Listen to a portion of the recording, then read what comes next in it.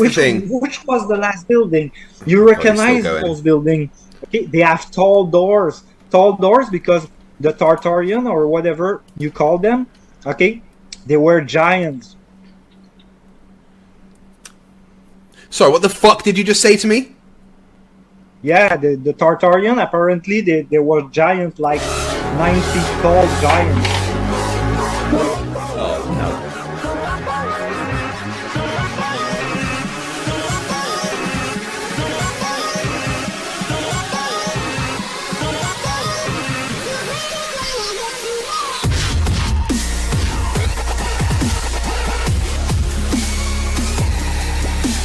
Will I be able to hear that?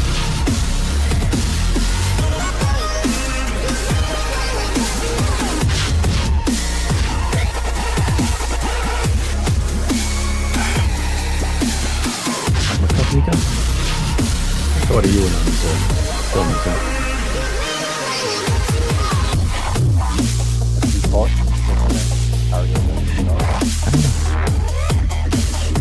Maybe we'll stop.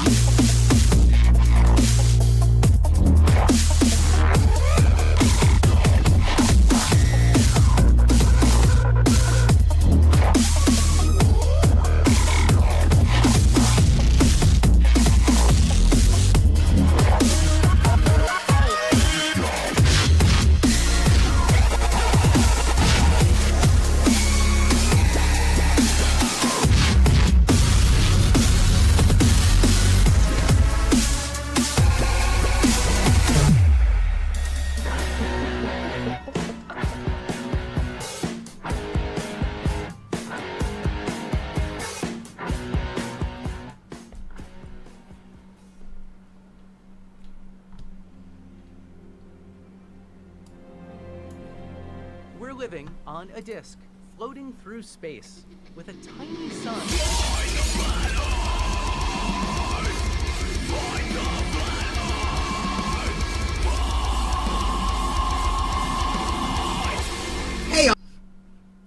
Hey everybody, this is Craig on FTFE. How are you all doing today? We're going to have a lovely flat Earth debate tonight between an intelligent person and... Yeah, we have tonight an absolute treat for you. The wonderful, the amazing Globey McGlobeface versus King Nico. And they're going to battle it out with a battle of wits and intelligence and, well, I mean, you know, at least one of them anyway. So let me get the right screen up. I'm totally unprepared today. Bear with me as I just screw everything up to start with. There we go. Right. Hello, boys. How are you doing? Hello, Globey. Welcome to the show. Thank you. It's good to be here. I don't think I've ever been here. So yeah, welcome. I appreciate you coming. Thank you. And yeah, thank you for contacting me to set this up. Always happy to host a dumpster fire. And Nico, welcome Absolutely. back to the channel. How are you? I don't care. You're muted, which is fantastic, but you can unmute yourself if you like. More than happy to be back, Craig. It's good to see you. It's good to meet you, Globey. I'm looking forward to this. As you all know, I am King Nico, and I am unbeaten when it comes to Flat Earth versus Globe debate. So you're in for a good one tonight. Nice. Yeah, obviously, that you saw me beat Nico in debate, and everyone else. So I'm not sure why Nico said that, but hey, maybe there's a first time for everything, right? Now, I'm here to be an impartial moderator, and you know how bad I suck at doing that, so let's have some fun. We're going to have introductions, I think 10 minutes each, starting with the Flat Earther, King Nico, and then Globey will get his 10 minutes, and then we'll just go into an open discussion from there. And after that, we will have some Q&A from the audience. So please get your super chats and questions in, and let's have some fun. So let's get the show on the road. Nico, over to you for your 10-minute introduction. Welcome. Yeah, I'm ready. We've got it open here. I'm looking forward to this, as I said. So tonight, going to prove beyond a shadow of a doubt that Earth is flat, it is enclosed, and exactly as the Bible describes. So the globe model is built on deception. I just lost all audio. Can you hear me? We hear you fine. Okay, relying on theoretical physics rather than observable science. So real world test. This proves... all right, Nico, one sec. Globey seems to be having difficulties. Yeah, we hear you. Yes, when it comes to all the facts, all of a sudden no one can hear anything, huh? Yes. Yeah, we can hear you, okay? It's just you not getting us. Chad, man. Can you hear us, Globey? Testing. King Nico to Globey. Copy. We hear you. Drop out, then in. Oh. Get him out of here. I did not mean to. I didn't type that. Can you hear us, Globey?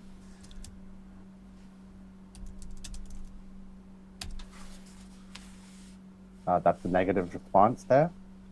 All right. We're good. Right, you hear us, okay? Yeah. I got you now.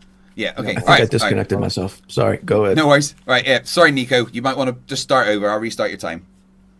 All right, good stuff. So yeah, tonight I'm going to prove beyond a shadow of a doubt that Earth is flat and closed and exactly as the Bible describes. The globe model is built on deception, relying on theoretical physics rather than observable science. Real-world tests disprove curvature, motion, and the existence of outer space as described by NASA. So beyond science, historical discoveries continue to validate biblical truth, exposing the lies of modern space agencies. So recent astronaut missions have only raised more suspicion. The discovery beneath the Great Pyramids aligns with biblical events, and the rise of the Tartaria theory challenges the fabricated history we've been taught. The truth is being revealed, and I will present 3 undeniable scientific proofs, followed by 3 biblical confirmations that the Earth is flat and space is a deception. So the best scientific proofs for the flat Earth would be no detectable curvature. The globe model claims a curvature of 8 inches per square mile, yet experiments prove the Earth is flat. Powerful zoom cameras and infrared technology reveal distant objects that should be hidden beyond the curve can come back. Examples: the Chicago skyline across Lake Michigan, boats disappearing over the horizon but brought back with a zoom lens, and railroads, bridges, and canals are built without accounting for curvature. No real-world measurement confirms the curve. It only exists in globe believers' theories. The Earth supposedly spins at 1,037 miles per hour while orbiting the sun at 66,600 miles per hour. Therefore, you're 666. Yet we feel nothing. So scientific experiments disprove motion. Michelson-Morley experiment from 1887, no movement of the Earth detected. Sagnac experiment proved a stationary Earth. Airplane and weather patterns. If the Earth was spinning, flight times would be inconsistent, yet they are not. So an Earth were truly spinning at such extreme speeds, why is the atmosphere perfectly still? Why don't we feel the motion? Water always finds its level. Water does not curve, it always settles flat. If the Earth were a spinning ball, lakes, rivers, and oceans would have visible curvature, yet they don't.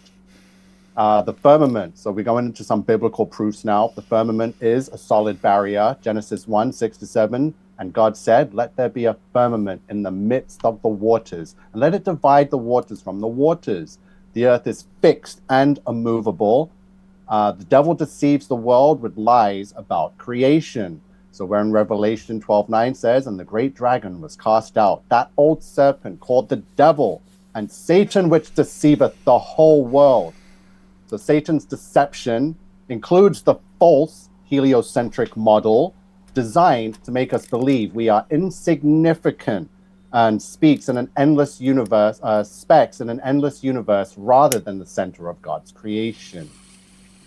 Recent astronauts returned from space. People buying this fish story. The latest crew that returned from space, they just, ridiculous stuff. We can look at the CGI footage of them splashing down into the ocean, where everything that NASA does splashes down into the ocean. discovery beneath the Great Pyramid. A hidden chamber beneath the Great Pyramid was discovered. Some believe it may be connected to biblical events. The Nephilim, fallen angels, and pre-flood civilizations align with the Bible's account of history. An ancient advanced technology suggests a lost biblical age of giants and great knowledge before the world was reset with the Great Flood. Tartaria and the hidden millennial reign of Christ. This theory is growing and gaining momentum, revealing that history has been intentionally erased and rewritten. So old world architecture, buried cities, and advanced structures suggest a past civilization that aligns with the idea of Christ, millennial reign, or the fallen angels.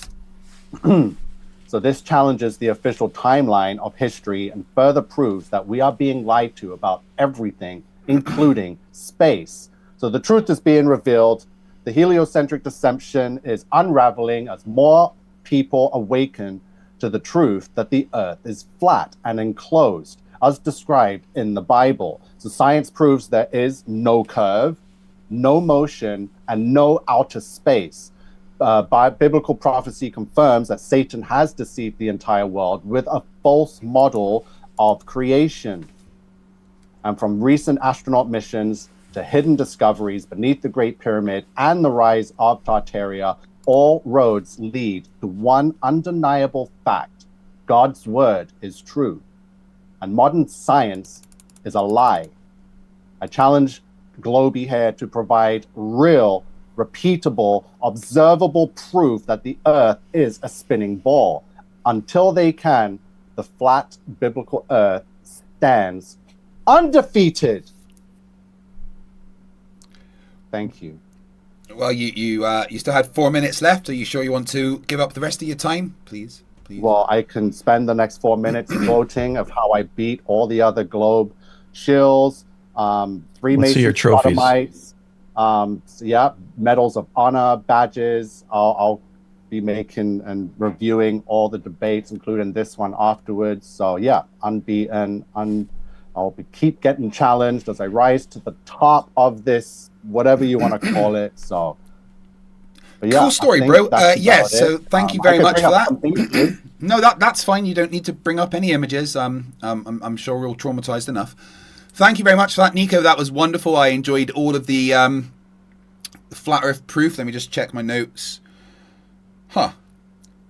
Anyway, Globey, over to you. You have 10 minutes to convince us the opposite of what he said.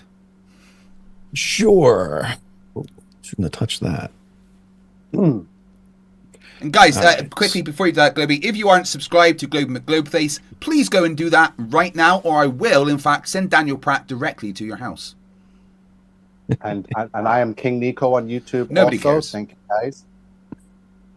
Looking forward to the new subscribers.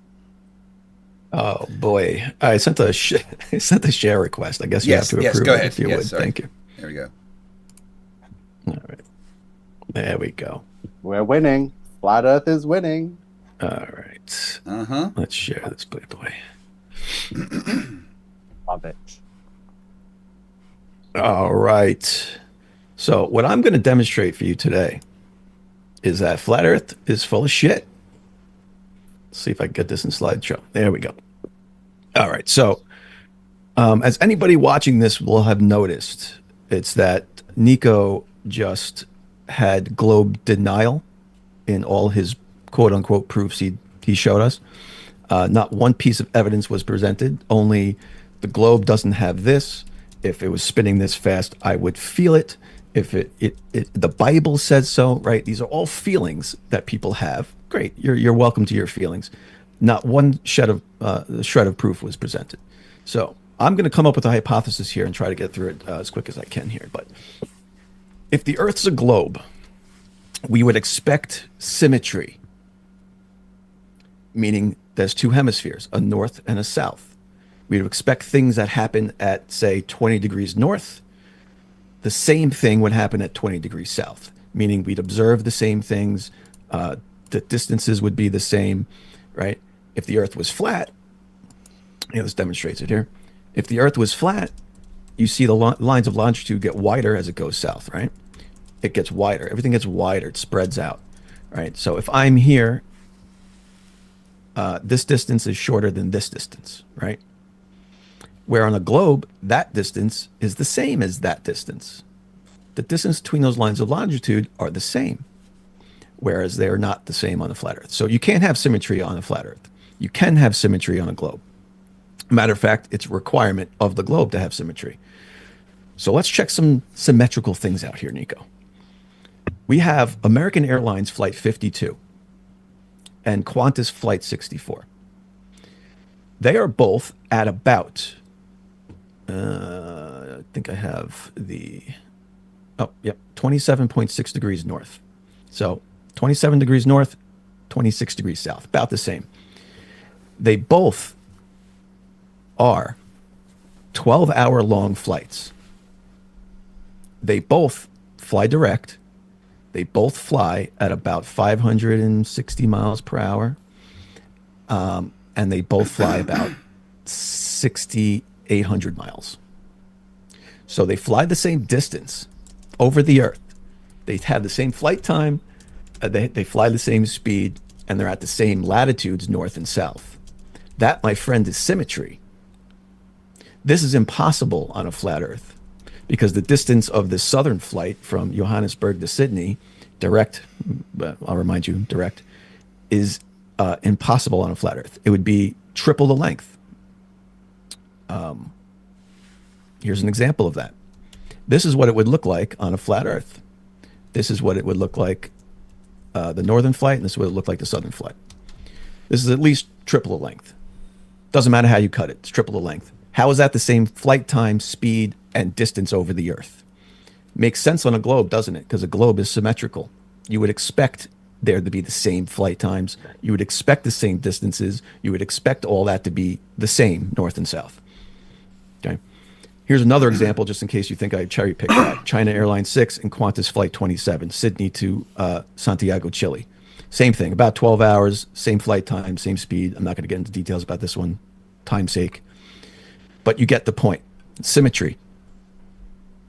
That's what that flight would look like on flat Earth. How is that 12 hours? How is that 12 hours? You tell me, Nico. Globe symmetry. Globe symmetry. In the southern hemisphere, you see the bottom picture. That's a time lapse from Australia looking south. The top is a time lapse of Australia looking north from the northern hemisphere. Not Australia, sorry, but looking north from the northern hemisphere. This is symmetry. 2 points of rotation in the sky. On flat Earth, what do we have? This is the prediction on flat Earth. The stars rotate around flat Earth. If you're looking south, you would expect them to be going east to west, across the globe, from left to right, straight across.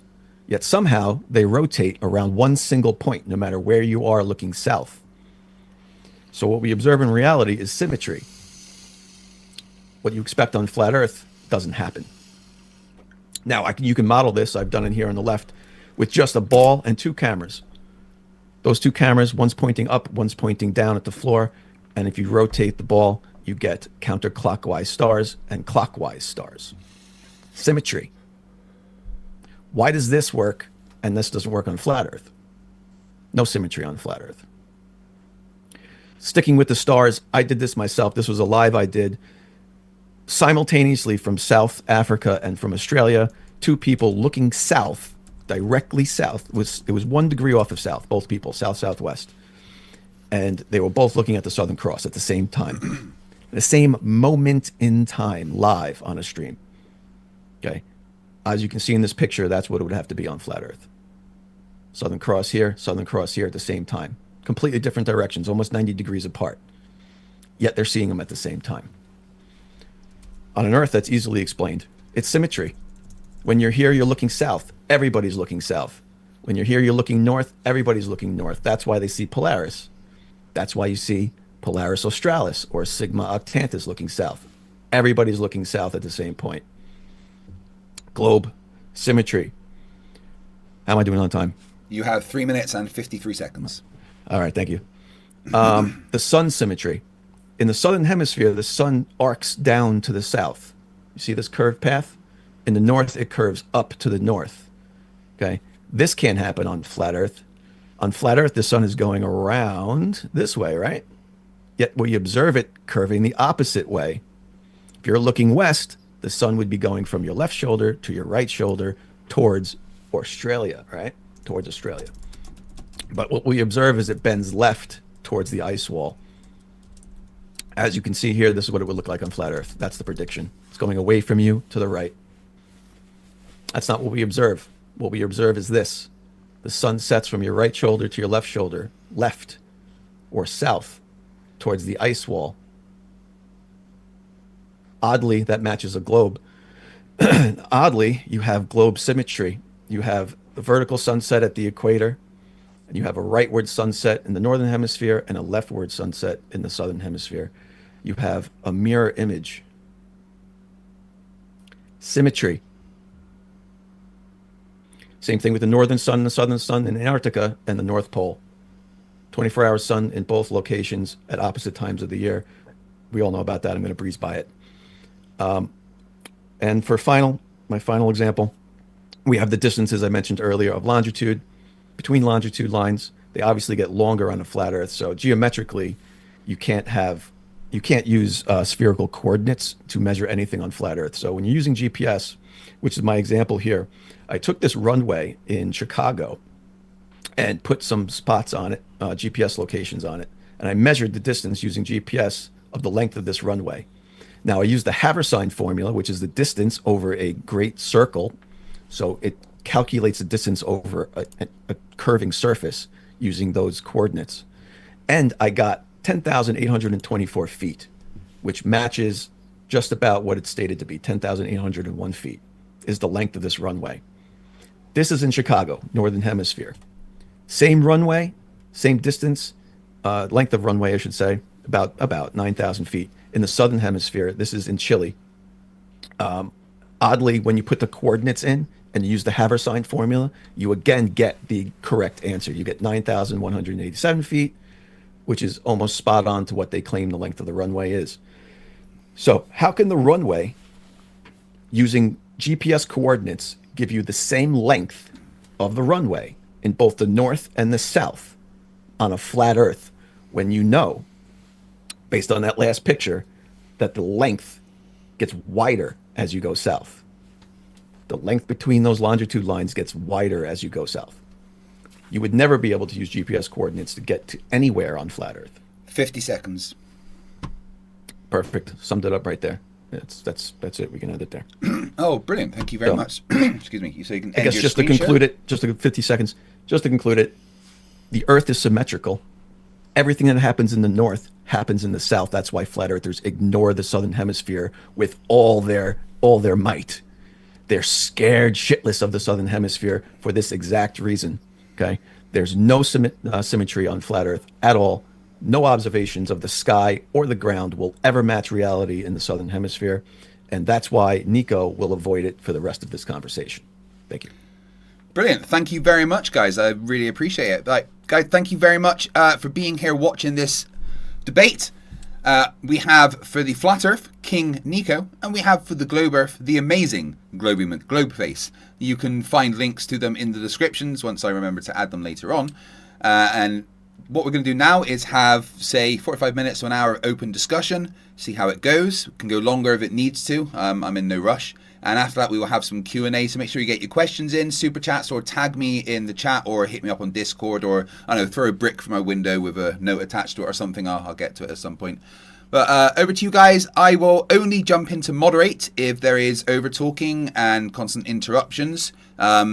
Name-calling is fine, as long as we don't go into realms that could get my channel, terminated. But, let's be as nice as possible. But, we don't mind a bit of passion. Let's just make it so that I don't need to moderate. That would be fantastic. Over to you guys. All right. I mean, since you went first, you want to... I'll share my screen quickly. Can I share something? Mm-hmm. Yeah. Sure. So you brought up some stuff regarding the stars and the northern hemisphere and southern hemisphere regarding the globe model. So on the flat Earth, that can easily be explained. So let me just, can you see? You'd be the first. Just Yep, I see it. a little visual, just a stock image, just to get a visual of what I'm about to describe. So on the flat Earth, the perception of stars from the north and south can be explained using a localized celestial dome or the firmament model, right? So where the stars move in distinct circular patterns above the Earth. So here's how it works: the dome and celestial rotation. So the stars are embedded in or projected onto the firmament dome above. The celestial bodies move in circular paths around a central point, typically the North Star, which is Polaris. The motion is similar to a planetarium projection, where the observers see different star patterns depending on their location. Excuse me. So this motion, it's similar to, so if you're in the north, you primarily see stars rotating around Polaris. Yep, north's not a problem though. Let's get to the south.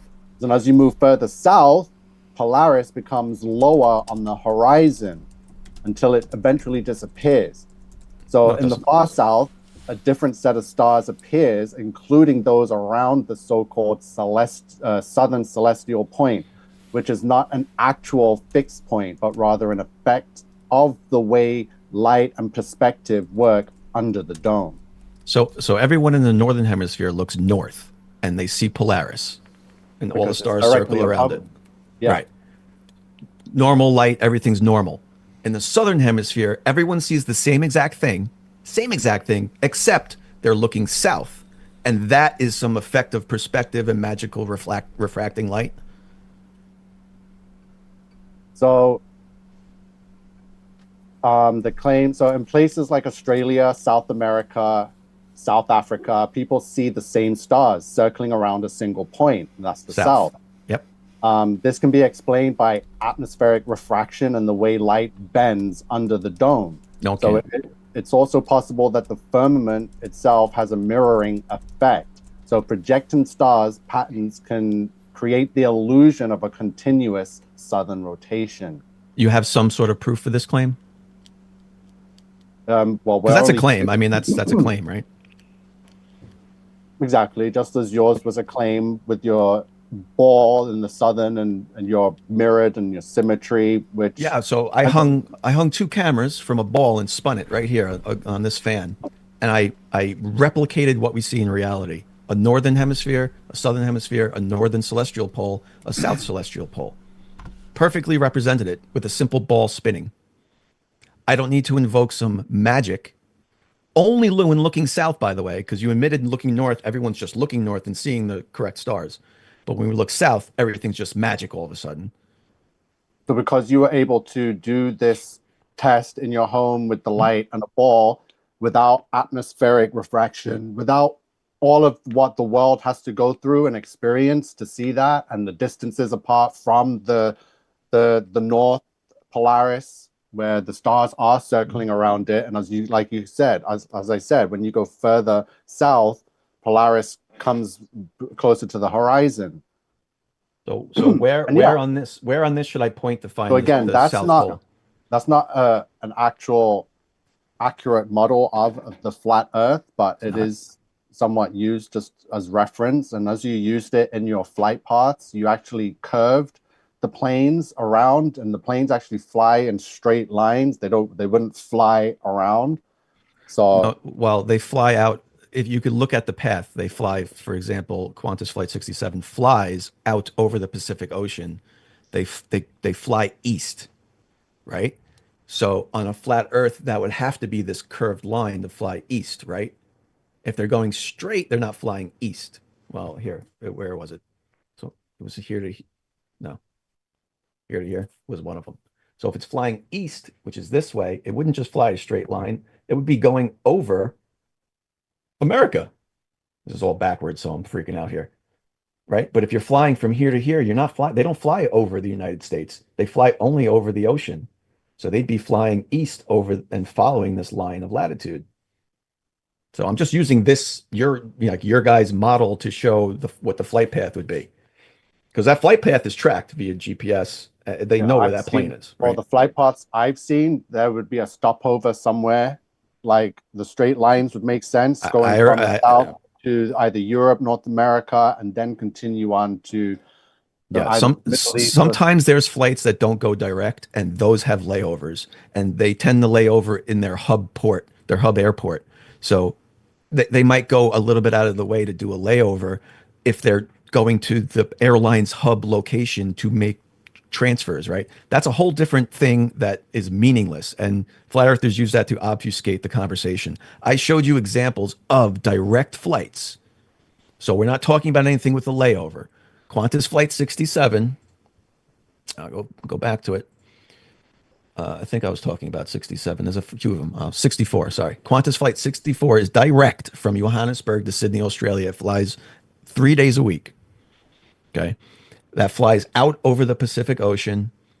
It's mostly going east, right? Doesn't fly over the United States. It flies over the ocean the whole time.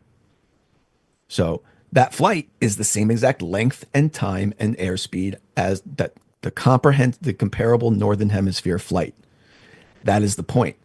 That flight is impossible. It would be 3 times as long, even going straight. Even if you want to say it's going straight, it would be 3 times as long as that short little flight in the Northern Hemisphere. So you guys have to account for these direct flights, which you can't do. Okay. And you got that from the flight tracker, right? So I want to bring up a video. Yep. I'm trying to find it right now, so you can still go ahead. So I want to compare. If you want to try and find that flight path on the flight tracker, I got a flight path I'd like to bring up too, so we can go over them. So I just need to figure out how to find this quickly. Let me see if I can find it on my phone and bring it up.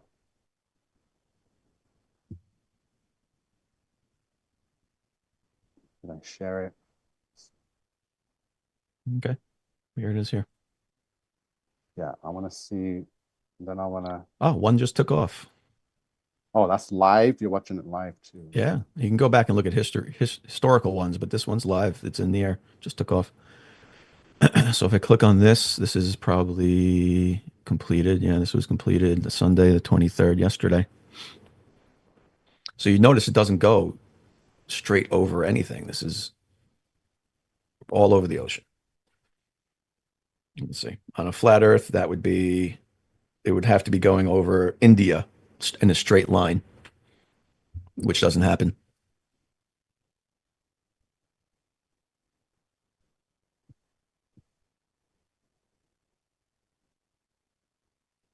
By the way, if I'm using the wrong map, feel free to choose your own map and show me. You said this is incorrect, so you must have the correct one? Well, that's the thing. There isn't a correct one because the people in control, like I said, Freemason sodomites, won't allow us to have the real map. So, quick question. If you don't know what the real map is, how do you know this is incorrect? It's because they use it themselves and they're not going to, well, obviously there's truth in plain sight. So if the United Nations and all the government entities are using that map as opposed to the globe map you all push and love so much, then obviously there's more truth behind that one, but there's still more secrets hidden and more Easter eggs behind the map. And then so you got the conspiracy. It's a conspiracy to justify your conspiracy. Well, no, it makes sense. If you have all the power, why are you going to release things like that and have the sheep give them the actual map and the actual location of where we are? And obviously some of us aren't so sheeply can realize, oh, these people are lying to us. So that's the job we're doing, is trying to help you guys and say like, no, everything we've been taught is a lie. Thank you for the help. All these things can be manipulated, right? Appreciate it. Especially but truth in plain sight, right? So is it truth in plain sight or not? The UN's flaunting it, right? With making this their logo. Definitely more truth than the globe that we had in our classrooms in school.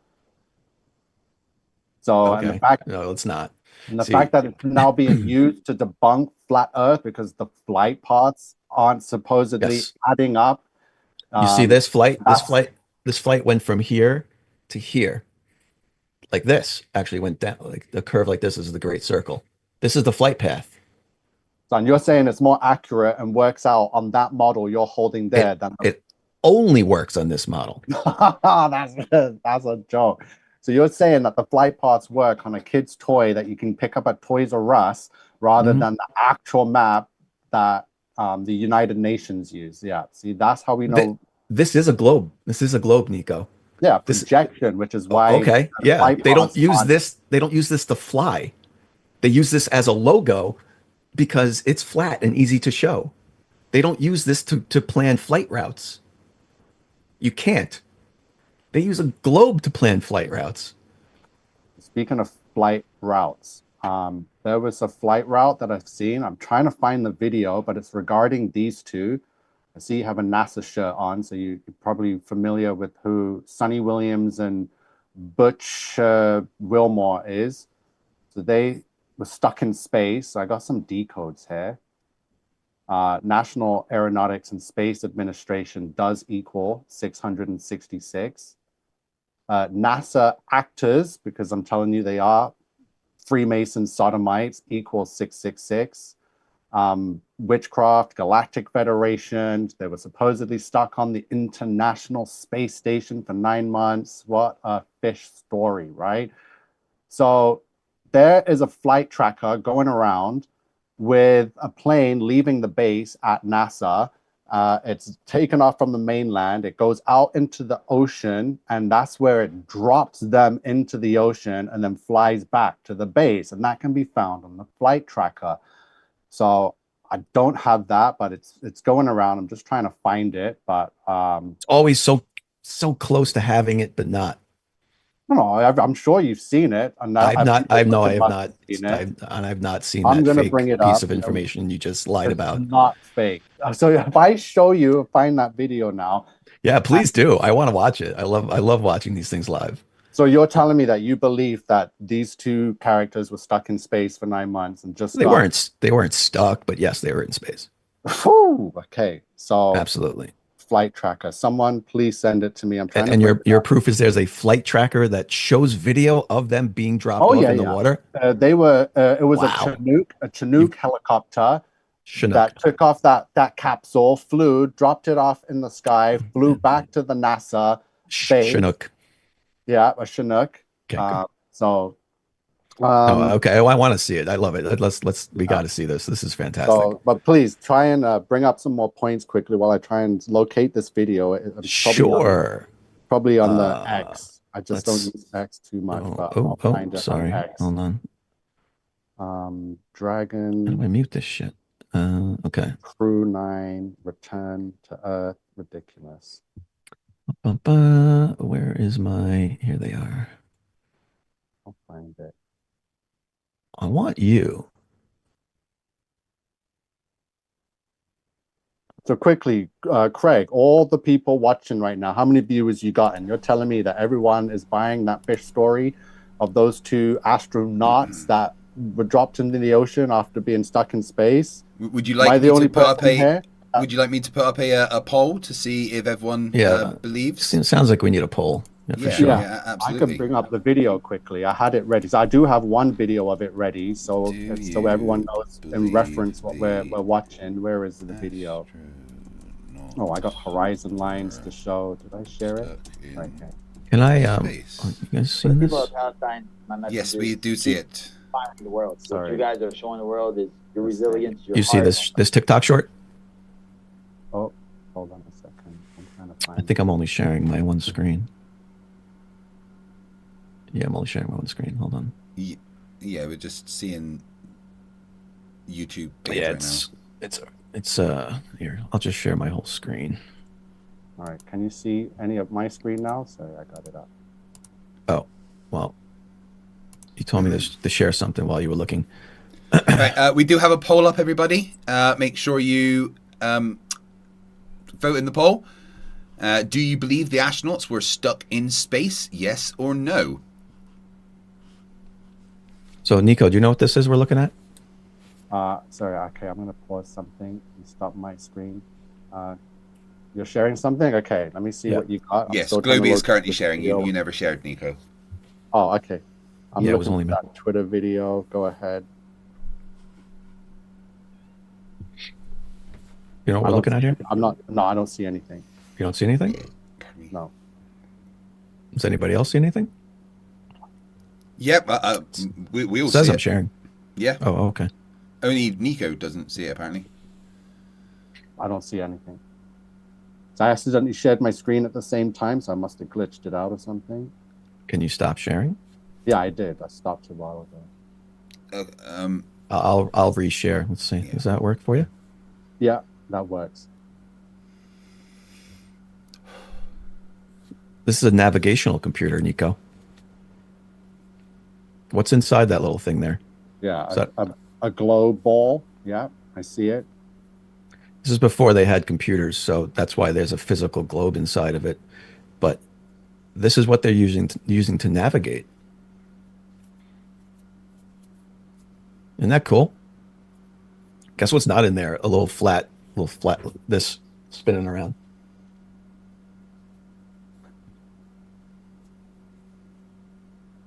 So no, we don't use this to navigate. We don't use this to flight plan.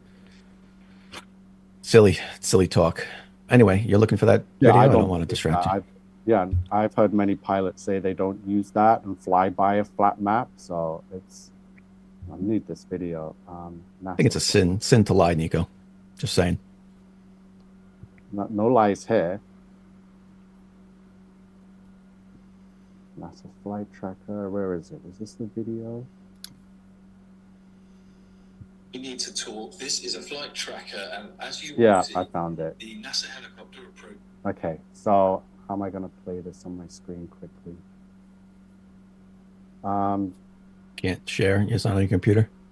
Let me just copy the link. And just... To be clear with the poll, everyone, I don't mean do you believe that they were stuck in space, like technically, but just do you believe that whole thing happened? You know, do you believe space is real? Do you believe the astronauts were up there and then came down?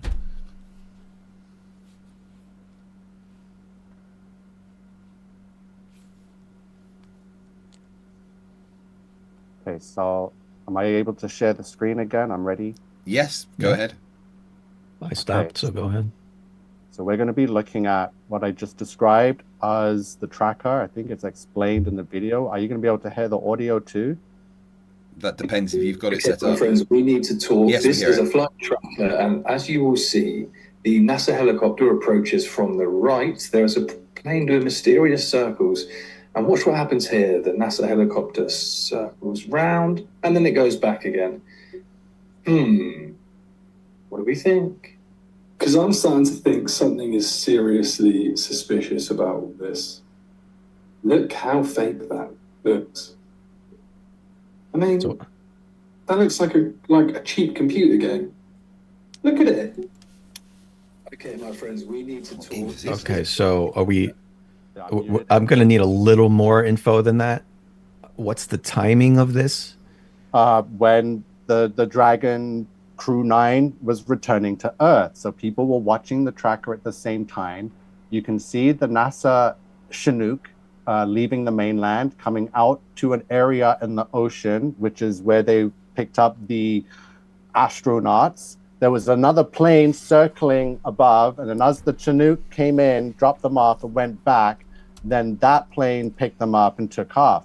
So this is from the flight tracker, which is quite alarming, and I'd like some more explanation because I don't see space being involved here. So those astronauts came from somewhere, where is that? Miami, not space. So you said you had video of them on the helicopter being dropped off, but what you really meant was you saw an animation of a helicopter going and spinning around. Oh, now the flight tracker is an animation. So you tried to show me a flight tracker of flight paths going around the world, but now that too is just an animation. I'm just asking for proof there were astronauts being dropped off on that helicopter. Well, NASA's helicopter's right there, coming out from their base and dropping them right there. So, how do you know they were dropping people off, Nico? The video told you so? I know. What do you mean you know? You've assumed that whole conspiracy based on a helicopter spinning around. How do you know it wasn't picking them up at that moment? Was it picking them up at that moment? Video. I knew before the flight tracker of the video showing that NASA was up to its usual tricks. So I just had to hear the story and be like, that's nonsense. That's ridiculous. But you can admit you've assumed things there. You've assumed things there, right? Everyone's calling it a fish story. Everyone's saying the footage looks like a cheap computer game. Feelings, more feelings, more feelings. So that's it. You have no explanation for that. It's just I don't need to explain something that you've conspirized in your head. Okay, you have yet to prove. If you showed me video of them, secret video of them dropping astronauts off from a helicopter, I'd have to then explain that. Oh, you've invented this story, and now you're asking me to explain your invented story. You see how odd that is?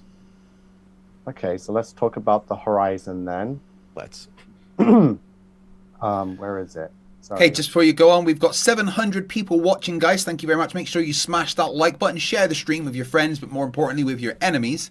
And remember, our guys will be staying around to answer questions after the open discussion section. So please get your super chats in, or tag me, or I don't know, like pigeons, like tie something to their leg and just aim them towards my home. I'll get it. It's fine.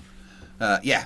So you said something about horizons, Nico. Well, before we do horizons, do you have an explanation or a Flerf explanation about those southern flights being the same length, distance, speed as the northern flights? Yeah, that all the science we have is created for the lie, right? Science was created to hide truth and give more meaning and authenticity to a lie. So when you can't explain the truth, they create this fake science on top of science. Like, so when it comes to trying to explain why we can see Chicago across the Lake Michigan or whatever, people are like, oh, it's reflection, refraction, and these scientists creates new theories, new science to explain away what really is just seeing across a flat level plane from one side to another. So you don't believe light bends? You don't believe in refraction exists? Okay, so it does, right? So no one invented it to make an excuse. It needs to be included in the observation to then come to a proper conclusion. You don't ignore it and then go, I see too far. Forget refraction exists. I see too far, right? You need to include it. And then if you include it and it still doesn't make sense, then you have a point. I know. I learned years ago that refraction and reflection and reflection and all that crap was made up when I found out how they tried to use that to explain rainbows. So rainbows, right? How are rainbows formed and what is needed for a rainbow to be formed? You need light, you need glass, a reflector, and you need water.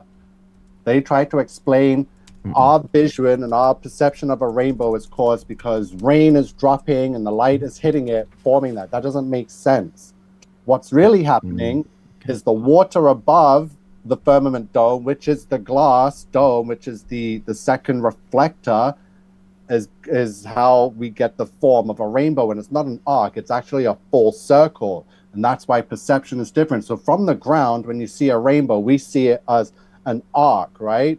Going from one end of the ground to another end of the ground. They say that the leprechaun's pot of gold is at the end of it. But if you're in a plane and you see that same rainbow, it's completely different to how we see it from the ground. It's a full circle, right? And it's flat and it's a projection. It's not a circle this way. It's a circle this way. But it's a circle. So it's like, yeah, a dome's not a circle, right? So that could help explain at a closer perception as the stars in the firmament, as people seeing them different from the northern hemisphere as opposed to people in the southern hemisphere. No. When you go up in altitude, you're seeing more of the rainbow. When you're on the ground, the bottom half of the circle is being blocked by the ground. The angles aren't right. When you go up higher, you're just seeing the entire rainbow, and it's a circle. It's a circle. It's not a dome. Okay. And there's no science that says the light needs to go through a glass before it goes through a raindrop to make a rainbow. No science at all. Zero. You just made that up.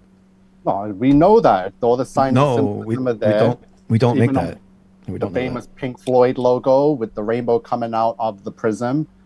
So a prism splits light. Yes, we understand that's the effect of the rainbow. The droplet of water is the prism. Where's the step before that where you need a dome with light going through it, then to prism, then it splits? So where's the second reflector? So if you're in the sky and you can see the rainbow, part you don't need. That's the part we just said you don't need. It only needs to go through the prism to be split. And what is the prism? It's the droplet of water. No, the droplet of water is the prism. So how can we get a full circle rainbow from one droplet of water? It's not from one droplet. It's from many, many droplets, all in the atmosphere. If those droplets are dropping and continuously moving, right? Because gravity. Why don't we see the rainbows continuously moving? Why is it still? I switch my glasses up for this conversation. There we go. We're getting through to them, guys. We're winning. Woo! Rainbows don't prove a flat Earth. Okay? Thank you. It debunked the globe, that's for sure. Let's go back. Let's go back to normalcy here. Okay. So you don't have an answer for the flights. I just want to make sure before we move on.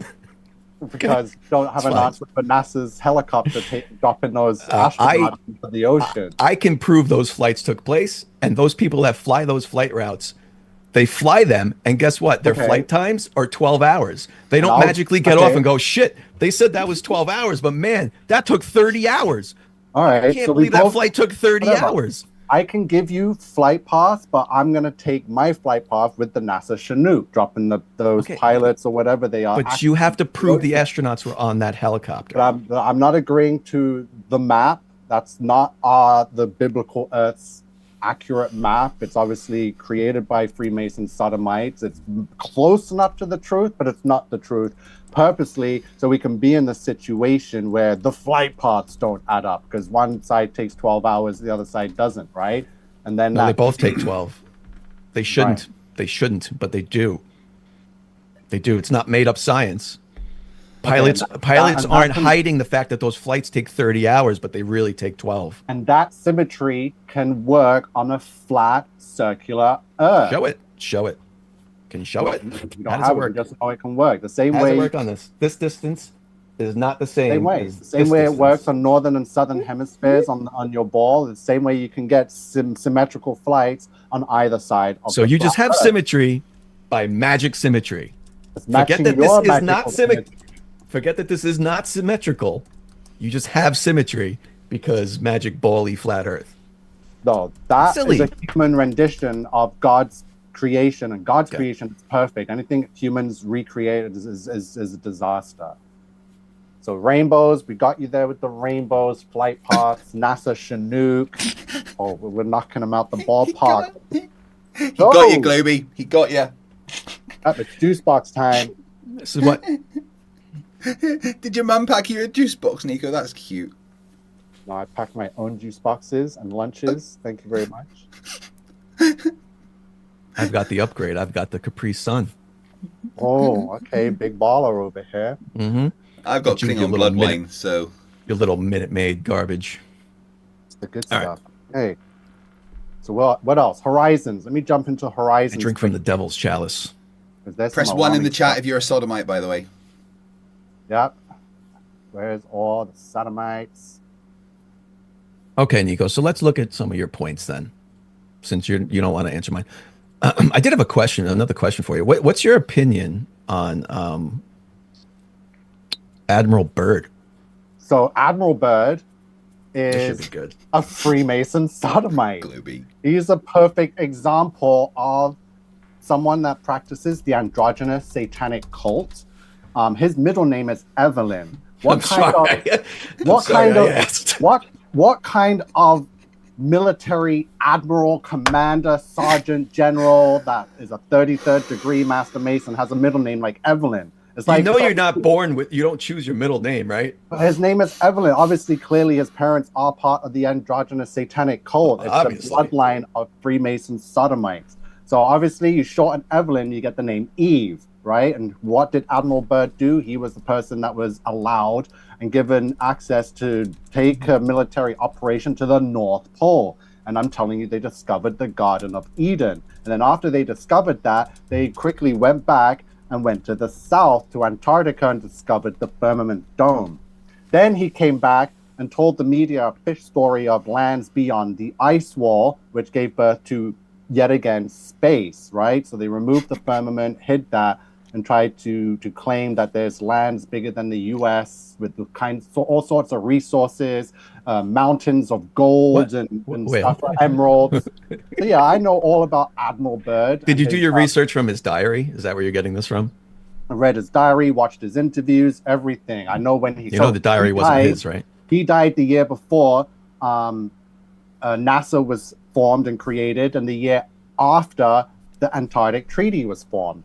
So Nico, I just want to check my notes there, Nico. 1956, 57, and 58. Nico, did you say that Admiral Byrd invented space? Was that? I just want to check the notes. He invented lands beyond the ice wall space, right? So there was no space before Admiral Byrd. Right, okay, got it. Right. That's the flat Earth theory, where there's multiple flat Earths, multiple extra terraformer land nonsense. That's crap. But what if he didn't say that? What if he didn't say what you're saying he said? What if he didn't say that? He's a 33rd degree master mason, of course. So it doesn't matter what he actually said. His middle name might as well have been Stephanie. Are you gonna trust the guy that has a female middle name or first name or last name, or trust a female with a male first name or last name? That's how you can tell that they are androgynous and part of. Lead singer of the Stereophonics is called Kelly. Wow, this got fucking weird, dude. Yeah, I don't really typically care what people's names are. Yeah. Your name is King Nico. Right. I'm still talking to you. My liege. Okay, Globey. My liege. Yeah, my name's Globey McGlobeface. Mr. McGlobeface to you. And you're still talking to me. Yes, Mr. Globeface. So let's explain some of this horizon. That's a weird flex to take. Is I don't like your middle name. You're a Freemason. That's a weird flex. He is a Freemason. It's confirmed. It just adds to more what they're involved in. So we got to bring it up, but I don't have to. Really sorry I asked that question. Okay. Anyway, so horizons. You want to talk about horizons? Yeah. So this is a picture from Wikipedia, which is from NASA. So this is one of NASA's horizon pictures. I wanted to explain what we're looking at here, because this is a ridiculous picture. Where's the Earth in this picture? Is the Earth this black spot up here or down here? Because if this is space, then the Earth is curving in the wrong way, right? So what is this? And obviously you can see, if you get closer, you can see the distortion where they tried to bend a straight horizon, because horizons are always straight. What's the Wikimedia post about? Is there information about it? Oh, right there. So the horizon is the apparent curve that separates the surface of a celestial body from its sky when viewed from this perspective of an observer on or near the surface of the relevant body. So if you take that picture and you turn it 180 degrees, will you then recognize the curvature of Earth? But where's the Earth in this picture? All I see is a line that's It's the top half of the picture. So you're telling me the top half is Earth, not the bottom half, because that wouldn't make sense, right? Because then it would be curving the wrong way. Certainly, yeah. So this is Earth up here. So we're looking at an upside down horizon then. What's upside? Well, technically, to the way you're oriented on Earth right now, that's upside down. Yeah. No, this is how NASA took the picture. They gave us an upside down horizon. Well, there's no up and down in space, so it wouldn't really matter, would it? That space shuttle, this says it was taken from, the space shuttle. Why do they have to zoom in so much? Why couldn't they zoom out a bit to show us, the sun rising or whatever, and show the rest of the Earth in complete darkness? This is ridiculous. Because go back, it tells you their height. 226 kilometers, 140 miles. You think you can see the entire Earth from 140 miles? Can't even see close to the entire Earth at 140 miles. If you could leave the atmosphere, this is 140 miles above the Earth right here. Can you see this? Like that. That's a bit much, Globey. Probably less than that. Yeah, you're only seeing this. If we can't get a picture of our Earth because that far distance is only a little blip, how do we get images of all the other, like Jupiter and all the other planets from light years away, right? So why can't they go to those distances and just look back? So, you know, those distances don't make sense when they traveled supposedly to other galaxies and nebulas and other parts of the universe. So on their way back to Earth with the data, they couldn't have had a video or picture slide time lapse of them returning to Earth and showing stuff like that. Why, you know, they always wait till they're only that close to get like a little tiny blip of the Earth. No, there is. No, there is. There is video and pictures of the entire Earth from Jupiter, from Saturn, from other planets. There is. The problem with the picture you're seeing right now is that was not out in space. That was in Earth's orbit. So if you want to see an entire picture of Earth from far enough away to see the entire Earth, you could go to the Cassini spacecraft. You could go to... let me pause for the... You don't need to go 240,000 kilometers away to get an image like that. I can just go to the beach at 5 a.m. and I'll get the same picture, right? So I don't know what the hell NASA's... Of the one you just showed? And how you guys are falling for it. Yes. The fuck you just said? This one I just showed. That one was from space. No, it wasn't. You don't see that kind of curvature from the beach. I don't believe in space. You cannot get to space. So what was that picture of? First of all, it was a terrible picture. I don't even know why you're showing it. There's so many better pictures. This is NASA. This is what they have. Great. So there's a lot better pictures than that. I don't know why you're showing the dark one that with the underexposed Earth there. This is it. Yeah, great. Okay. Yeah, you get better pictures on Earth. You don't need to go Nico, to space. Let's do an experiment. Yeah, let's go. Experiment time. Pardon me while I share my screen. All right. Flight paths. Oh, NASA, they've been caught. I can't believe you guys are in denial. In denial. Watching that NASA Chinook. What's this? I'm going to speed it up for the sake of... Okay. What are we looking at here? We're looking at a high altitude balloon. It was a rocket, but yeah. Not a rocket. Okay, let me rewind. Clear fisheye lens. Whoopsie. Okay, so that's the rocket. And there's thank you for mentioning fisheye. There's the camera right here. He went through painstakingly testing several different cameras. Where's this video of it? And he chose the M10, which is a rectilinear lens. Here. So here's different versions of the lenses he's trying out. When he was testing it, he used a rectilinear lens. It's not a fisheye, and it's provable that it's not a fisheye. Okay, and these are the various lenses he tested. This was indeed a rocket. This is the rocket right here. I'll show it launching if you want. They show it uncut. Here, I'll show it from the start of the... Where are we? Here we go. So we can watch it uncut if you like.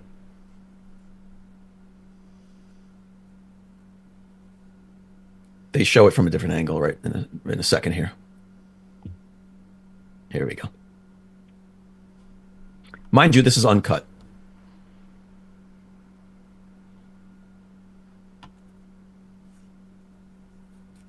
And you get some wobbling because it's spinning, blah, blah, blah. When it stops spinning, though, is the real juicy part.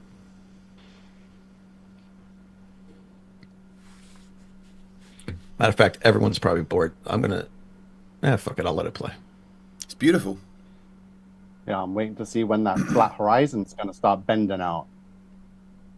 Looking for the editing tricks. Editing tricks? Where's the editing tricks? I'm waiting for the horizon still flat right there. Well, it's not. I could pause it and show you it's not, but it gets better because we're only at 100,000 feet. It might look like it's bending because of the wobble. So when you take a pencil and start dangling a straight line like that, it looks like it's wiggling. Yeah, Nico, that's why I preempted your wobbling, spinning question or statement by saying before you said that it's spinning right now. Let's wait till it stops spinning. I said that a second ago. Go ahead, go.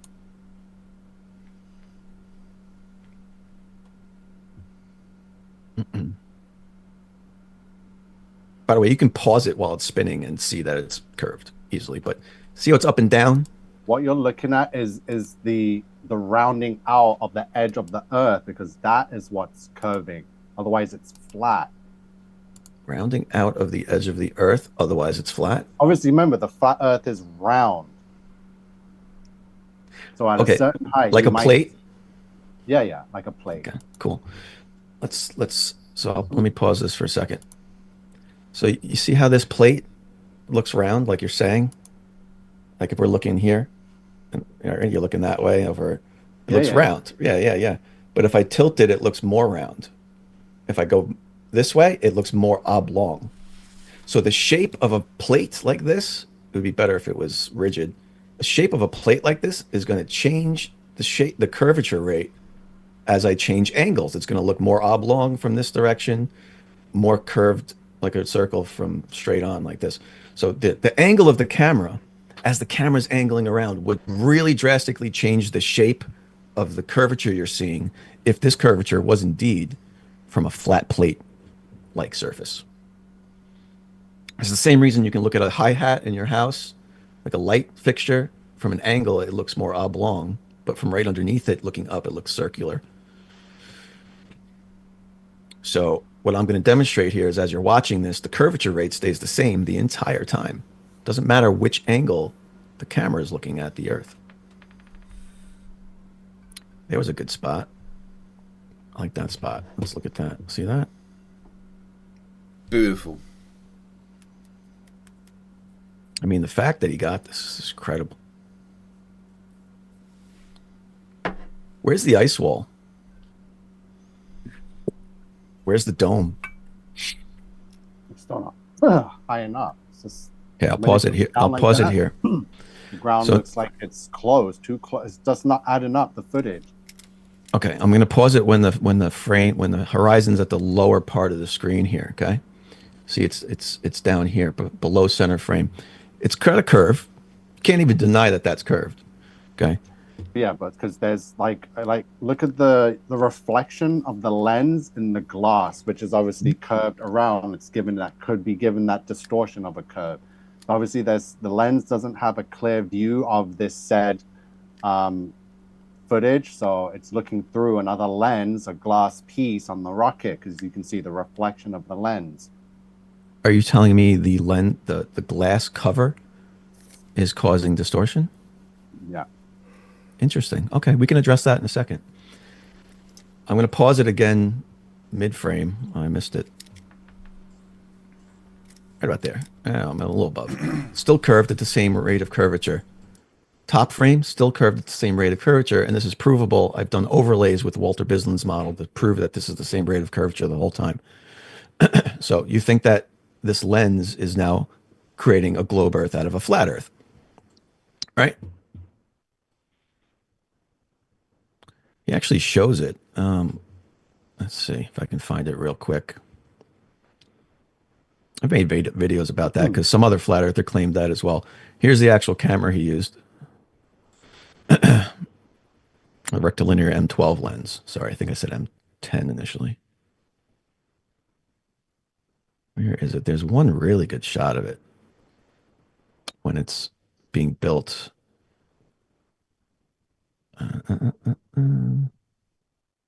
Damn, I wasn't prepared.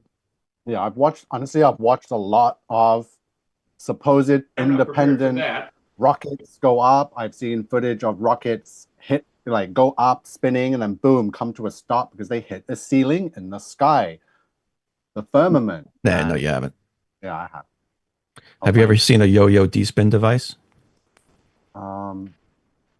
They're how rockets stop spinning once they reach apogee.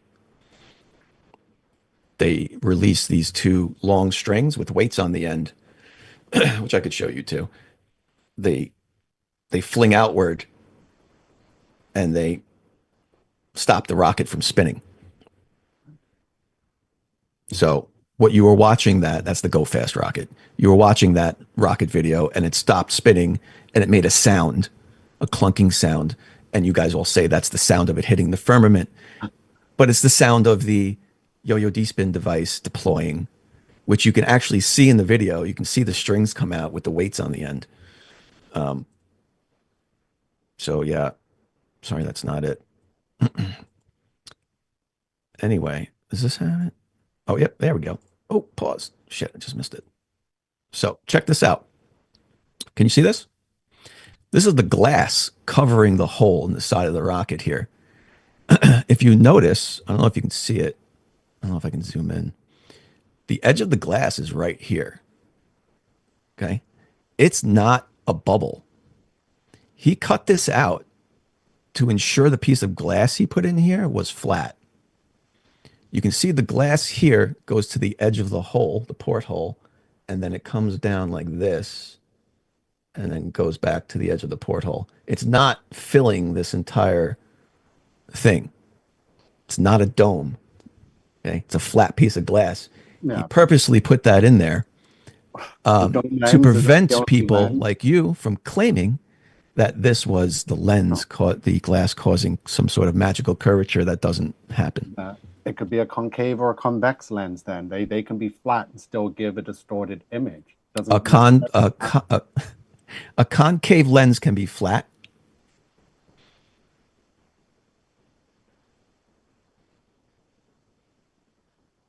You want to rethink that statement?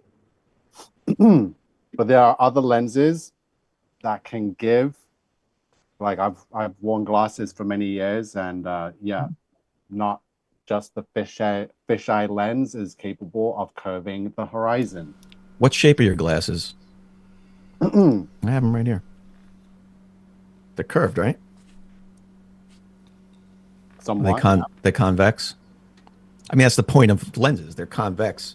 It's refocusing the light into your eyes, right? Can you look through those lenses and see straight lines? See horizontal lines?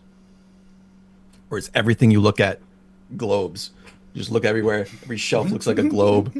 My blinds look like a globe. Everything's globy.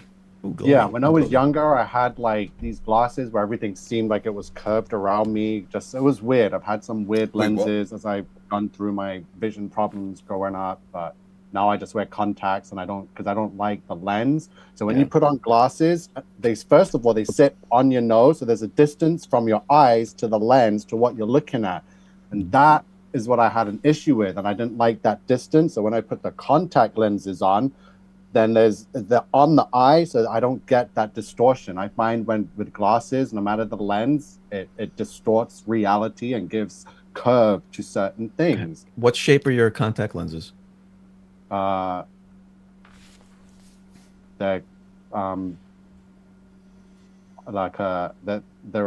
concave, convex, whatever you're looking at, convex. Hey Globey, do you walk into walls all the time because of your glasses and distorting reality? I always walk into. I can't write on a table. Every time I try to find the table, it's all curved. I try to put my see me trying to pick up a glass at a restaurant. It's just devastation. Missing the plate and all sorts. I mean, Nico, you see how crazy it is to say a flat lens imposes curvature that makes it look like a globe. I have it right here. So while fisheye lenses are known for their extreme distortion and curved images, ultra wide angle lenses, even those that aren't fisheye, can make the horizon appear curved due to their wide field of view, which exaggerates Earth's curvature. So there's the ultra-wide angle lens, the fisheye lens, the rectilinear ultra-wide angle lens. So what does the rectilinear lens do? That's the lens he was doing. These lenses, while also ultra-wide, preserve straight lines but still exaggerate the Earth's curvature, making the horizon appear curved. There's the barrel distortion lens, but I believe in that rocket video he was using the rectilinear ultra-wide angle lens, which curves the horizon. There you go. No. It just says it right here. You see this picture, Nico? This is a fisheye lens. You see how it's curving the bottom? Yeah. And then curving the top the opposite way, right? What's this doing right here? Maybe it's hard to see. Let me zoom in. Does that look straight to you? You know why that's straight? You know why that's undistorted? Where? Which? What are you? Sorry. What are you? This line right here. Yeah. Okay. That's not straight because what's happening is that it's being pulled forward, so it's kind of curving, but because we're at the perspective we're looking at it, it looks straight, but it's curved. Nico, you know I'm talking about downward curvature, not like a bowing towards us. Just saying, like, it's weird. Yes. Talking about if this was the horizon of Earth, that's straight and flat. Yeah. Right? Okay. It's not curving downward like the bottom is or the top is of this picture. Okay, but at the bottom, they could use the lens and add, that could be the horizon, and they say, look, the horizon's curving, just like the picture on Wikipedia. That's what I'm getting at. So this is not curving downward or upward because the center of a fisheye is undistorted. Barrel distortion does not occur in the middle of the lens. It curves horizontal lines at the top of the picture, downward. And the opposite below center frame, it curves them upward. Through the center, they're straight. Do you know what this means? You know what we can take out of this information? Okay, but we're talking about the lens used on the rocket, and was he not using a rectilinear ultra wide? He was using a rectilinear, yes he was. And that curves the horizon. The same as a fisheye would, right? Well, that's why I'm showing you fisheyes. But we're talking about the lens used, which also curves the horizon. Yeah, I think you're missing a point. So the point is, barrel distortion, whether it's rectilinear, which minimizes any distortion, that's the point of the lens, or if it's a fisheye lens, which has extreme barrel distortion, through center frame of the picture, it's not going to be distorted. Even less so with a rectilinear, because fisheye is the most distortion. Anything through center frame, here's another example, is going to be straight. It's going to be undistorted if it's exactly center frame. Why are these straight here? Center frame. Why are these straight here? Center frame. Anything center frame is not distorted. I mean, you got the point yet, right? So if we look at this video and you want to claim this is somehow distortion, then we can easily just stop the video when it's center frame and prove everything you said is wrong. If it were a fisheye lens. There's center frame for you. No distortion, fisheye or not, no distortion. Still curved.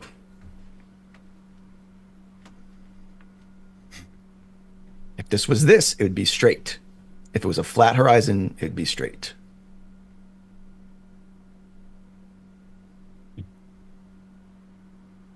It's not a fisheye lens.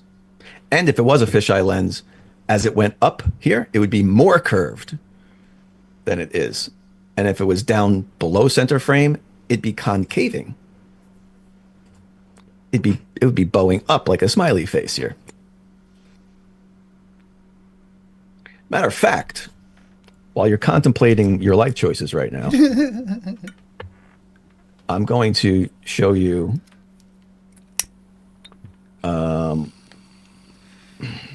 ignore my my recommendations. My kids steal my YouTube all the time.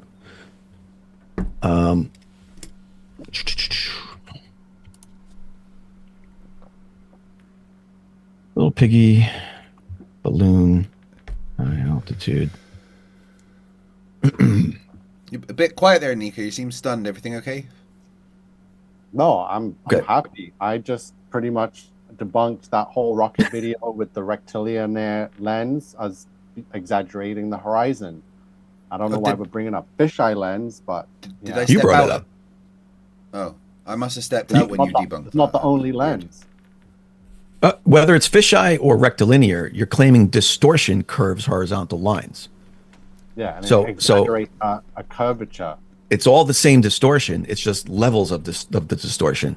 A rectilinear is minimal distortion, and then the scale goes to the right. A fisheye is at the other end where it's maximum distortion. It really looks barrel distortion, really looks curved. Okay, those are the differences. But either way, through center frame, it doesn't distort anything.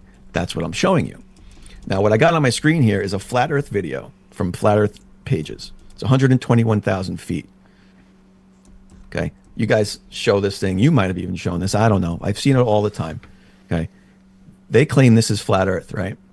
But it cuts off at 4 minutes and 29 seconds, and there's a reason for that. Look at all these videos. All flat Earth channels. They all cut off at 4 minutes and 30 seconds, except for one. Weird. Which is this one. And this is not a flat earther channel. This is more of the original video that you can't find anymore. And what happens after 4 minutes and 30 seconds is this balloon Are you sharing pops. something? I can't see it. I mean, I am. Is it not showing it? You can share it again, maybe? I think everyone else can see it. There we go. Yeah, I see it now. Okay, good. So I'll go back. So these are all different flat earth channels here. All 4 minutes and 30 seconds long, except for this one. Okay, and this is a flat earth video that people love to show. Flat earthers, look how flat it is, right? But what they don't show you is after the 4 minutes and 30 second mark, which is where flat earthers cut the video off to not show you any more of it, the balloon pops. Let me get to it. Okay, the balloon pops right about here. And then you can obviously see this is a fisheye lens. The whole time, flat earthers claiming this is proof of flat earth while using a fisheye lens. And this is going to display to you what I was just saying a second ago. Okay, balloon pops, and you can see the horizon goes concave at the bottom, like a smiley face, right? Yeah. And then it goes super curved at the top. Super curved at the top. All right, see, it's wobbling all around. This is what a fisheye does when the horizon's above center frame and below center frame. It super curves it at the top and concaves it at the bottom. Okay, that's how you know this video is not a fisheye. It never does any of that. It's always the same rate of curvature. And it's not NASA. It's a private guy who just launched this rocket. Always the same rate of curvature that the lens is given off. Okay, so your answer to this is the lens is curving the flat Earth here. Sir, Mr. Globey. All right, fine. We can move on. No, Craig, shush. No. I'll take the L on that. Right, we've got about 20 minutes left on open discussion, guys. Unless you want to go longer, up to you guys. After that, we will be getting into Q&A. There's a few questions already. If you guys want to get in some more questions, make sure you either super chat or tag me or something. Smoke signals work, so just set fire to your nearest flat earther's house and use a blanket. I'm sure I'll get the message.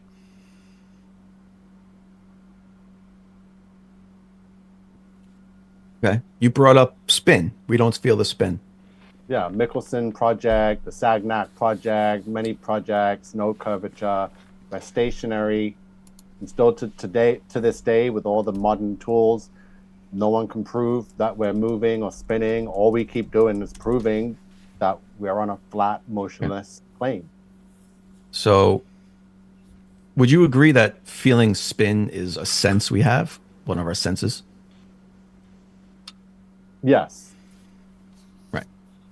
Okay. We have certain things inside of us that tell us that we're moving or falling or whatever's happening, right?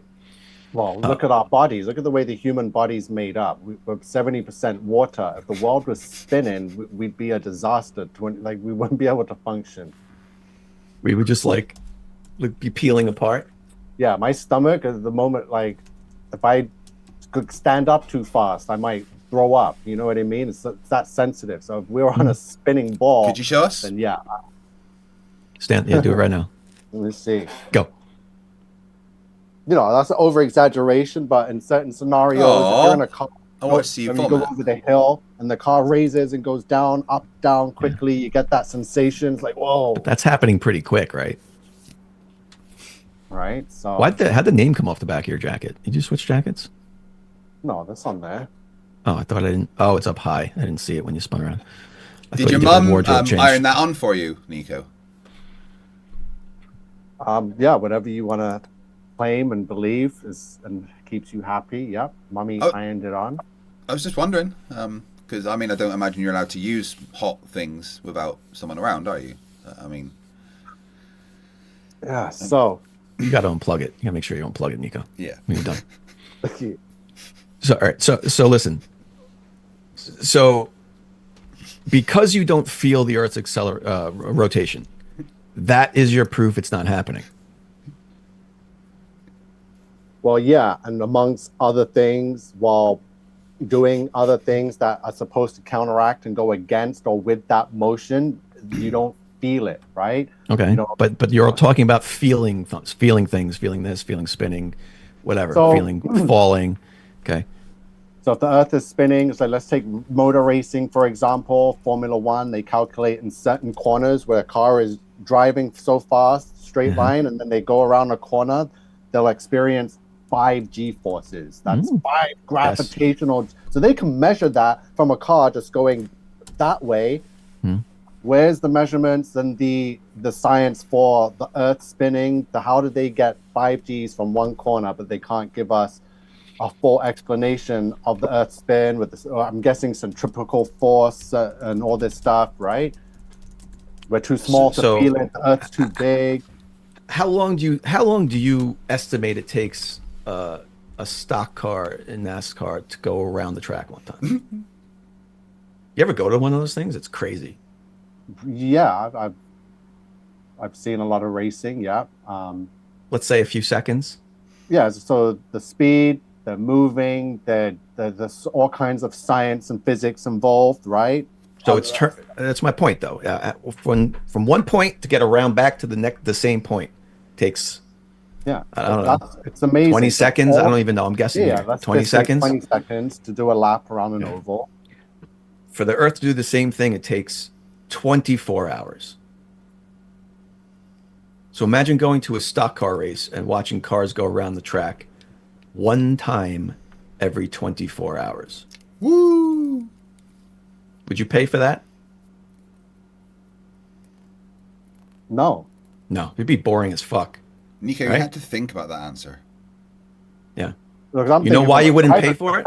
I'm like, would I race that? I'm like, no way. That'd be the most boring race ever. Yeah. It would be. That's the speed of the Earth's rotation. Do you think if you were in that stock car, you would feel that? So that's how you're proving that Earth is a globe and spinning. This is how I'm proving your logic is false. Do you think you would feel if you were in that car driving? Do you think you would feel that? Of course you feel it. You would feel that. Feel 5G forces going. No. I didn't say 5G. I said going around the track one time in 24 hours. We can calculate how fast you'd have to go to get that to happen. It's almost not moving. Okay. That's just, you're watching it though. We're not watching it. We're sitting on it. We're living lives on it. So get all the people, instead of sitting in the stands watching the NASCAR race, let them stand and sit on one of the cars going round 20 seconds a lap. You're avoiding the point. You're avoiding the point. So I'm gonna interrupt you because you're avoiding the point. You're taking us off of a spinning ball and making us view it as a NASCAR race. We're not viewing it. We're living on it. I'm changing the scenario from the car going way faster than the Earth to a car going the speed of Earth, and showing you that if you take that car and make it go the speed of the Earth, it's almost not moving. You want to think it's 5Gs going around, the Earth going, It's not. If I spin my chair right now, one time in 24 hours, you come back tomorrow. All right, I'm doing it. You see me moving? I have to make one circle in 24 hours, Nico. Do you feel the 5Gs? That's how fast the Earth's going, man. One turn in 24 hours. So it would take a NASCAR, if they took 24 hours to do one lap, they would be going 0.129 miles per hour. Thank you for calculating that.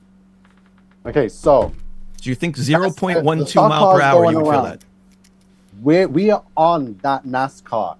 We maybe not be the size we are now, but we'd be the size of, say, a speck of dust in that NASCAR going around that speed. That speck of dust with the windows open because the atmosphere is open, right? We're moving. That speck of dust is going to be tossed around and thrown completely out and off of that stock car. How come it's not happening at 0.12 mile per hour? Is that what you said? 0.12? 0.129, yeah. 0.129. At 0.129 miles per hour. Do you maybe you need kilometers per hour, or do you work in miles per hour? I don't know. I don't. You want me to convert it for you? I'll be three kilometers. That's quick enough. Okay. Do you know 0.129 miles per hour is almost zero? No, you said 1.29. No, 0.129. 0.129.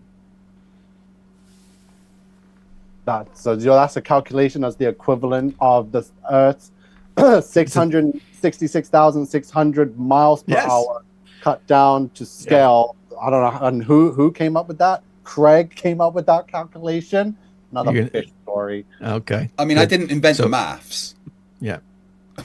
Well, we could do math. Don't make me have to bring out some gematria. I'll crush that whole globe theory, but we'll save that for another day. All you need is the length of the track, right? Over 24 hours, now you have the time it takes to go around that length of track, and suddenly you have your time it takes. Right? It's very, very straightforward. Or your speed, I'm sorry. Must be, yeah. The speed it takes. It's not that difficult. So the point is, okay, another example. Do you always, maybe sometimes, but do you always feel when oh shit, you're outdoing me. Do you always feel when a mosquito lands on you? Yeah, Yeah? No. Don't you dare say yes. Any bug. You feel all mosquitoes when they land on you? Fucking superhuman. Touches me, I'm looking, and I can't stand bugs. So I didn't say bite you. You feel when they bite you. Anything land on me, walk on me that doesn't feel like the breeze blowing through my hair. If it feels like it's got little legs and antlers on. I'll remind you, it's a sin to lie, Nico. I will feel the bugs. I cannot have ants or anything minuscule. I didn't say does it bother you or what you can't have. Feel it. I can feel it. Yeah. You're gonna tell me you feel mosquitoes land on you? On your bare skin? Yeah. Yeah. Feel something. They're literally designed so you don't feel them. You've never gotten a mosquito bite before you realize the mosquito has landed on you? You're the one human on Earth. You're the one human on Earth. Listen, when you're never gotten a mosquito you're not bite, going to feel it because you're all caught up with whatever's going on. But if you're just sitting around and you're taking it easy and something lands on you before biting you, specifically a mosquito, I don't care if it's designed to be the world's best ninja assassin, you're going to feel it, right? If you're not distracted. No, you're not. They're designed so you don't feel it. And even if you're distracted, point's still the same. You're distracted, but you don't feel it. Okay? Your senses are limited. You have limits to your senses. You can't see in the dark. You need a certain amount of light, photons, to enter your eye in order for your eye to register it. But something like, I don't know, a cat would be able to see in that same darkness. Maybe that's what it right? is. Maybe that's the sense then. That's the point. Your senses have limits. The limits of your senses for acceleration happen to be about 0.2 meters per second squared.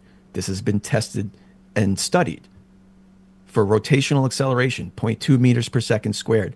You need to be moving faster than that, or at least that, to feel yourself rotate or accelerate. So is that anything less? And like I said, anything less, and you're sitting in this chair rotating one time in 24 hours, you're not going to feel it. Okay?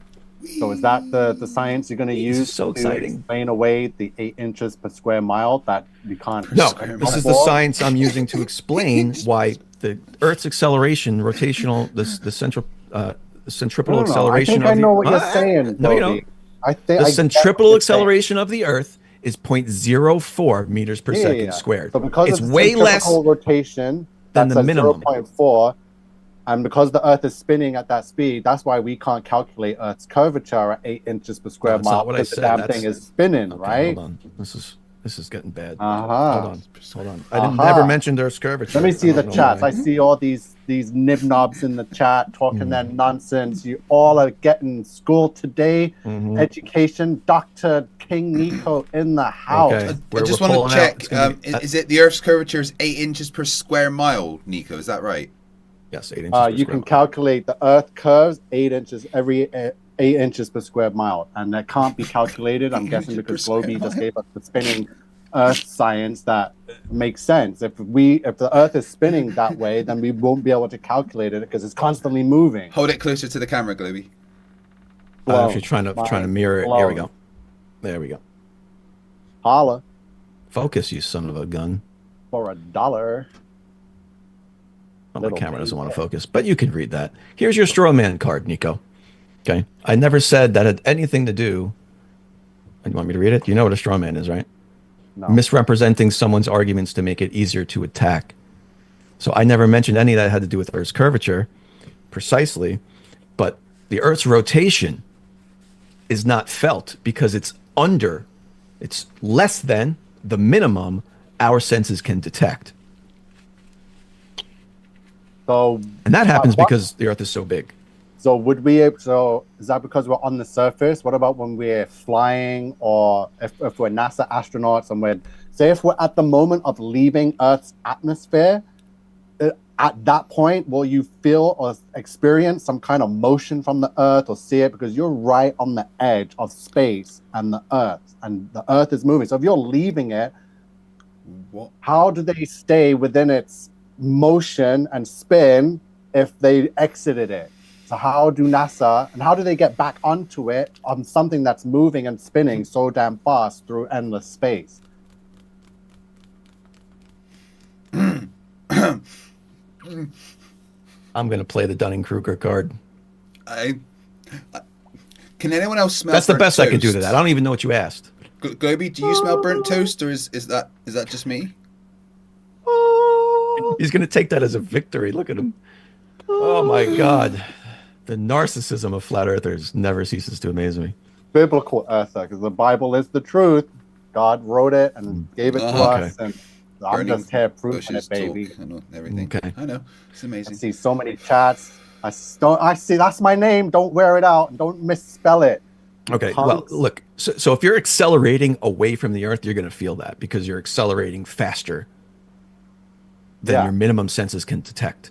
So yes, when you're in a rocket, that's why you have things like G-forces that they measure, right? The space shuttle was designed to not exceed 3 Gs because the human, just to keep the astronauts safe. So how did Sonny Williams, that 60-year-old hag, survive all of those forces on surviving in space for 9 months, and then returning to be fair, home? she's not here, so let's not insult her. And her headed. Nico, she's not here, so let's not insult her because she doesn't have the chance to defend herself. Let's stay classy, yeah? Yeah. Can you show me your analysis on the forces that she felt during her journey? Yeah, I'm sorry I even brought her up. Oh my God. Yeah. I'm curious, you're asking how she survived all these forces, so certainly you've done some sort of analysis on the forces that she felt. Yeah, I just believe at her age and at her visual lack of health and fitness, she should have been disintegrated into a million pieces. By what forces? You'd expect someone like, an athlete in the prime of their health and conditioning and to be an astronaut. But no, they get these Freemason sodomites out of the lodge, whichever lodge it is, to go up there and play actor and play space. Sodomites, press 1 on the chat. By what forces? Well, yeah, I don't believe that these people, if this Earth and all that science was real, would be able to survive, let alone the launch and the by what forces? From the thrust forces from the rocket taken off, then the forces which of are Earth what? Spinning as they're leaving Earth's atmosphere, which is spinning at 66,600 miles per hour, right? And also in motion, so Nico, we don't feel it because we're on Earth, but they would definitely feel it. They would feel, yes, sure, they would. Destroyed by that kind of Nico, Globey asked if you could actually tell him what the forces are, though. You just said a bunch of things. Could you just actually give us the forces involved, calculate them for us and tell us what they are? There are no forces. It's fake crap. I'm not buying into this. You said they would die from the forces, so certainly you've done that analysis in order to come to the conclusion they would die from the forces, right? Yeah, from exiting a system that has gas contained in it into a vacuum, right, of space. It doesn't add up. There's no way they'd be able to survive. There's no human technology to account for that kind of there is a whiteboard on Zoom. If you put the whiteboard up, Nico, you could run us through the maths. That would be wonderful. Like I said, I got my maths, but well, show us, please. There's a whiteboard function on Zoom, so just bring up the whiteboard and just run us through the maths. I think we'd all enjoy that. I see Max says that he's a sodomite in the chat. So I don't know why Oh yeah, he's saying that. sodomite It's crew in true. the house. Oh, I think that was during your debate with him. I think I saw that, right? I think he asked you a question and you said yes, and then that made you a sodomite based on a definition of sodomites. Something like that. Something like that. Along those lines, but those lines. Does that make you a Freemason too? Those lines are blurred and distorted and were filmed they're with a blurred. fisheye lens.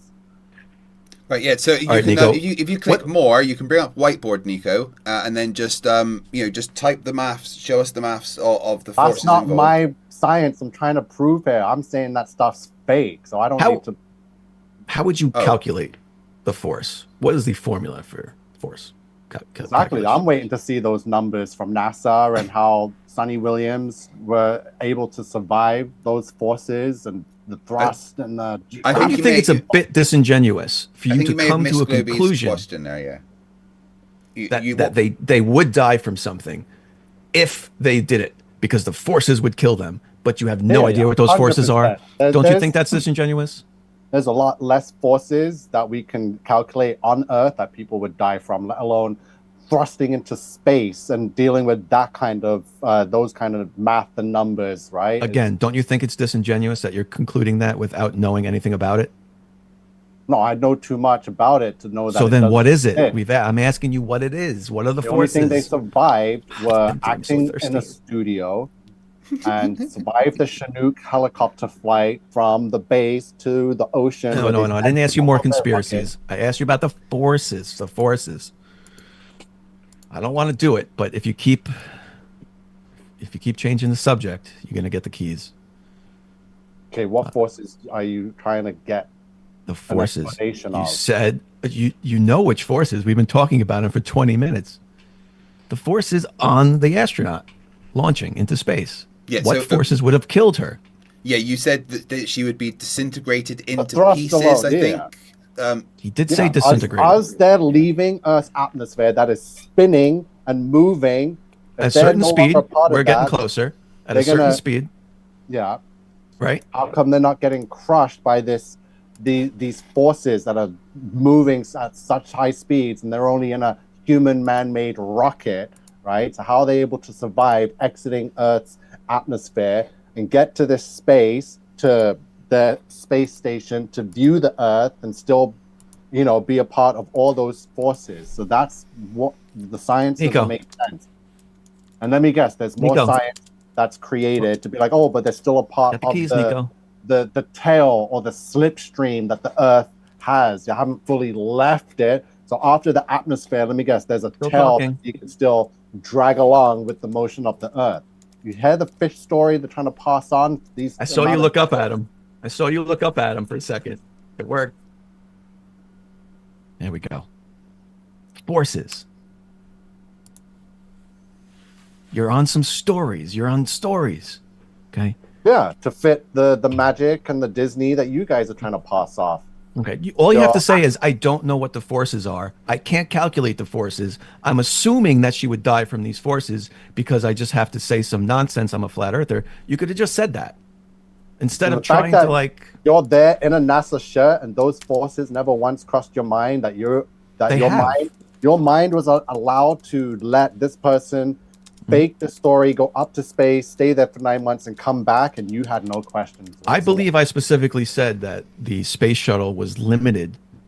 They designed the thrust output of the shuttle to maximize the forces felt by the astronauts to 3 Gs. I said that before. So I have thought about this. I'm not exactly sure what the limits of the SpaceX launches are. I've never looked into it. I'm sure it's about the same. Okay? There's a limit for a reason so that they don't die. If they just built the fastest, strongest rocket ever that accelerated faster than any other rocket ever did, they might apply too many Gs to the astronauts and they might die. But they don't do that. They limit the thrust for that reason. Yeah.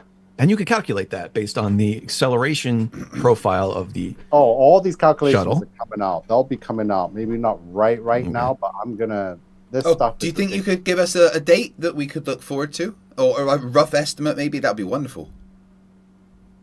I'll have it ready for the next debate, probably. Do you want to debate me tomorrow? No. When are we doing top left? I've been waiting almost a month for that stuff. Yeah, I had to move home. I mean, you're moved now. You're in a lot more dark. I'm not used to seeing you sitting in the dark like this, but it's nice. Yeah, it's called soundproofing. I had to move home, and I'm decorating my new home. The video is almost made and ready, but that's almost. Wednesday. I rushed to get mine done within a week. Had to suffer anxiety thinking this thing was, had to be done. Yeah, again, I had to move home because my home was destroyed by a storm. So, that's Wednesday. But we could debate me tomorrow and show me this maths. That'd be wonderful. Can't tomorrow because we're debunking TFE and that fish story tomorrow with Edward Hendry. Well, can I join you for that? Oh yeah, for sure. What time is it? 7 tomorrow night. Okay, sounds fun. Right, we've got about 2 minutes left on open discussion. Is there anything else you guys want to quickly talk about? What year was the globe invented? Do we know this?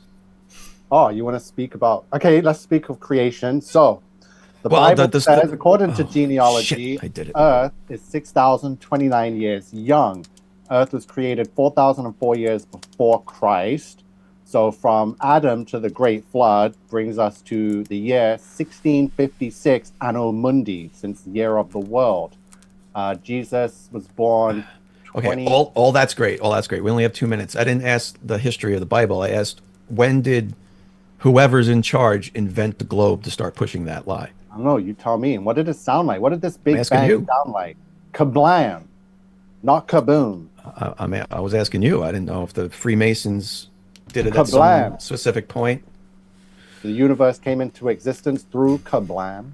Was it 1958 when NASA was invented? Like when was it? 1958, NASA was invented. 1957, Evelyn Bird died. 1956, Antarctic Treaty. So that's what I mean. Was the Earth a globe before that, or was it just like at that point? No, because Universal Studios knew Earth was a globe long before NASA did, and they're just the movie studio. I don't know how they were able to figure that one out without rockets and space. Well, probably because everyone knew it was a globe before NASA was invented. No, someone wanted people to know. Everyone. There's no way before space and NASA anyone would have ever wanted or ever thought of a spinning ball in a universe unless someone told them that it was that way. Yeah, you know how how all that was determined? The motions of the things in the sky. It's amazing when you actually look at it. They only work on a globe when you look at it. Now you can argue heliocentric versus geocentric, but they all require a spherical Earth for the observations in the sky to work. Hence my presentation of the stars, the sun paths, all of that only works on a globe. There's a South Celestial Pole that only works on a globe. Where's the South Pole? Can we point to it? There is no South Pole. Oh, sure there is. It's where Sigma Octantis is, that star that's opposite Polaris. All that matters is the North Pole, and everything is there. There's the North, and everything that goes away from the North Pole is the South. Sure, but if you're in Australia, like I showed in my presentation, looking south this way, you see all the stars spinning clockwise in a circle, and in the center of that circle is Sigma Octantis, or better known as Polaris Australis. So how can that be here, circling, looking south, right? Picture it this way. Looking south towards my chin, everything's circling. At the same time over here, looking south, everything's circling around Sigma Octantis. At the same time over here, everything looking south is circling around Sigma Octantis. There's no symmetry, buddy. It can't work. Unless you can come up with, well, you can. It's called magic. But okay. Right. Move on to the questions. With that, let's go to the Q&A. Guys, thank you very much for that. If you guys have any questions, please get your super chats in.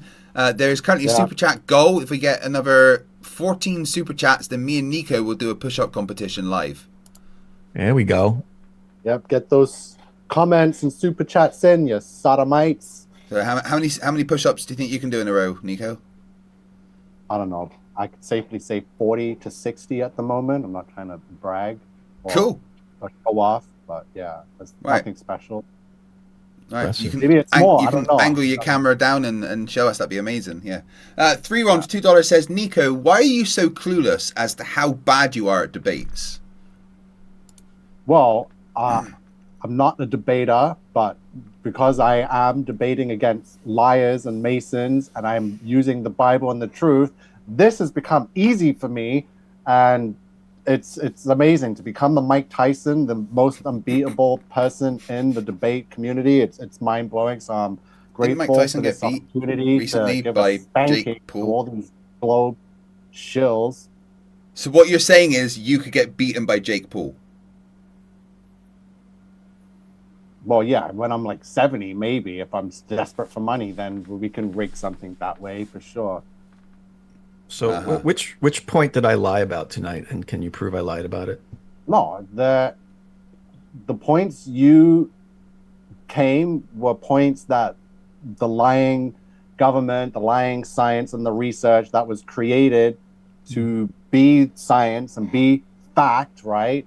Just because they came up with it and signed their names and put a certificate on it and gave someone an award for it doesn't make it true, right?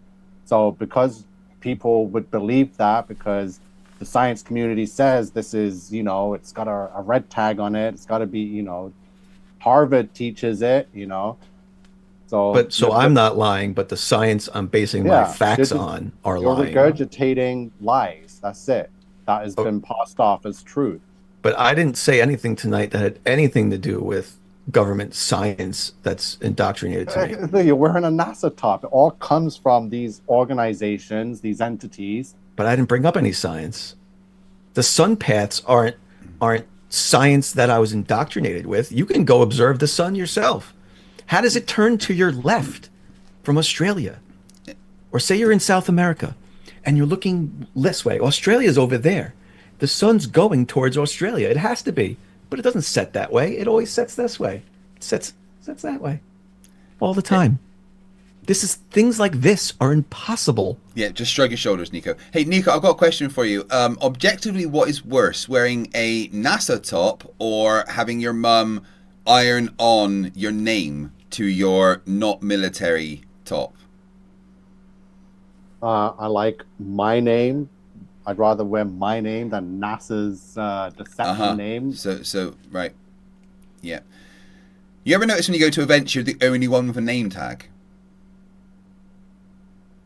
I'm liking this one here. Instead of kaboom or kablam, it's kablooey. Yeah, we get to that. Michela for $1.99 says, Nico, are you looking forward to winning top left? Speaking of top left, yes, I've been looking forward to it and anticipating my win for the whole month now, well past due. So, I do apologize that Mother Nature destroyed the home that I lived in with my children. I didn't know you had full control over it, so I apologize for being excited over it after I found out I was nominated and, had a huge chance of winning. I can't see it panning out any other way. You want to win top left? Whatever it is, I'll take it. Winning's winnings, right? Wow.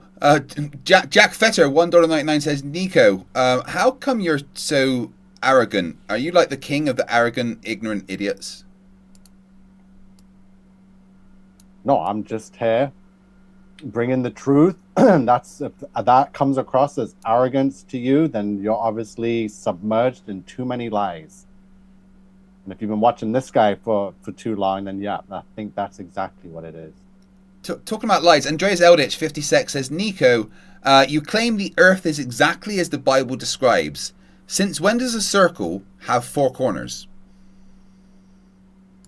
When it's enclosed in a box that we don't have the privilege of access to, but it is described in the book of Enoch as Enoch's visions describe the earth and how the waters above and around us are contained. How many Christian sects use the Book of Enoch? I can think of one. The Ethiopian, the Hebrews, the born-again Christians, anyone that Hebrews aren't Christians, just so you're aware. Any thoughts on that, Globey?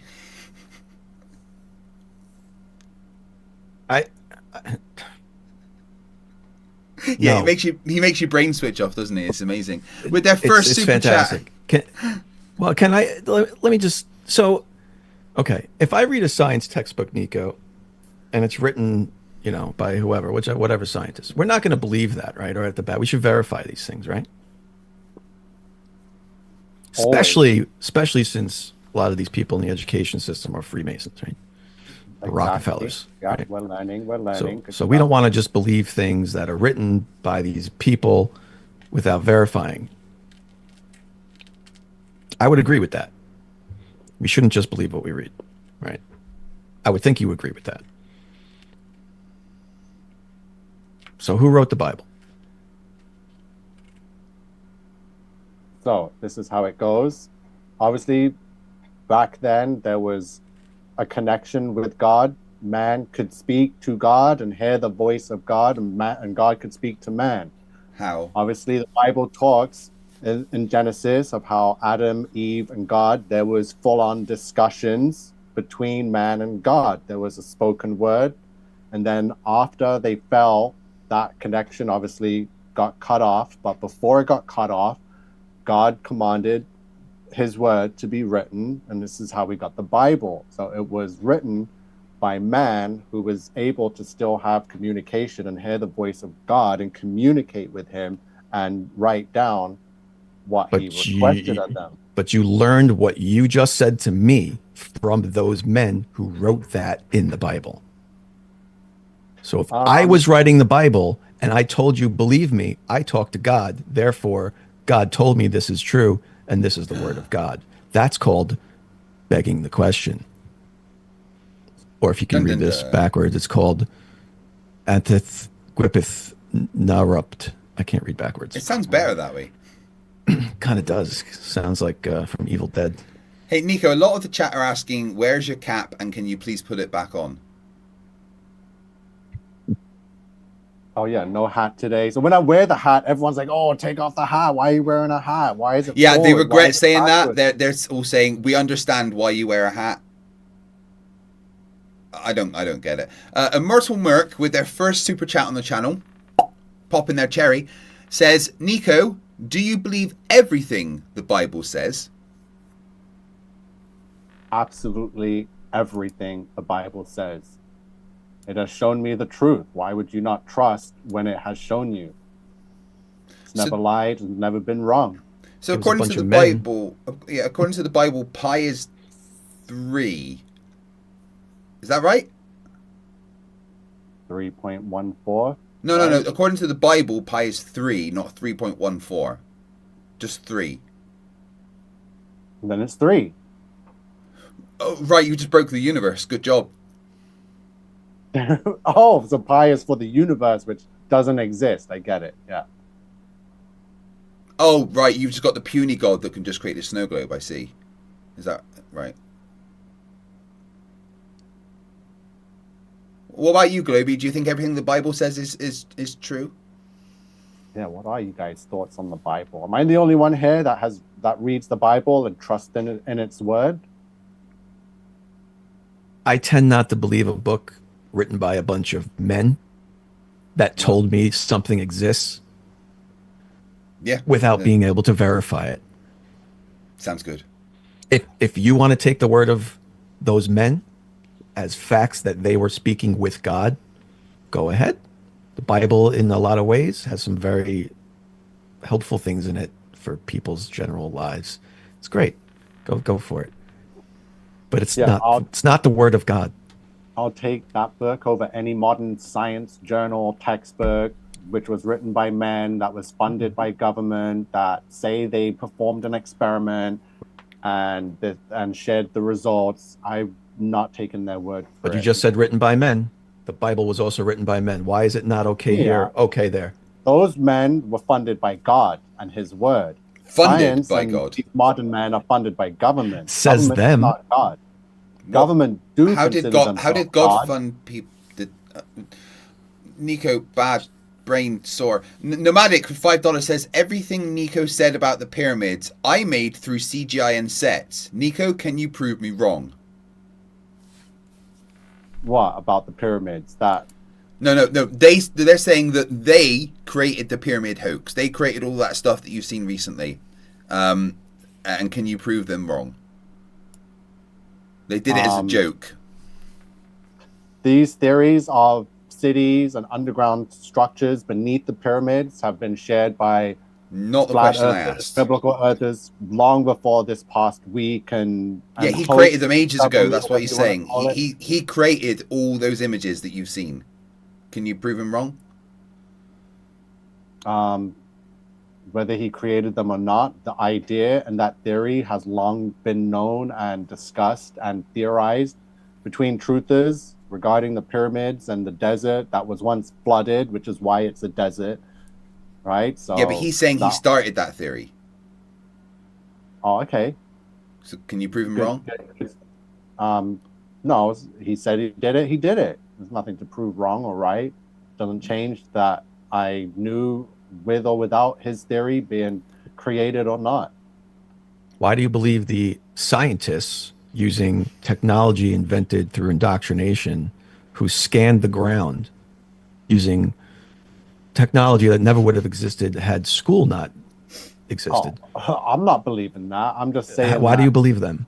I'm just saying that I believe my theories. I'm just saying that adds to... Based on those scans that they took recently. That's nonsense. I don't believe that those scans are revealing what they... It's all crap. Oh, so you think those are fake? Yeah. They're trying to give birth to the fake alien invasion. That's it. That's and the next story. So they're trying to give birth to ancient civilization or aliens were here before. They're trying to create a new narrative to take away from Bible prophecy.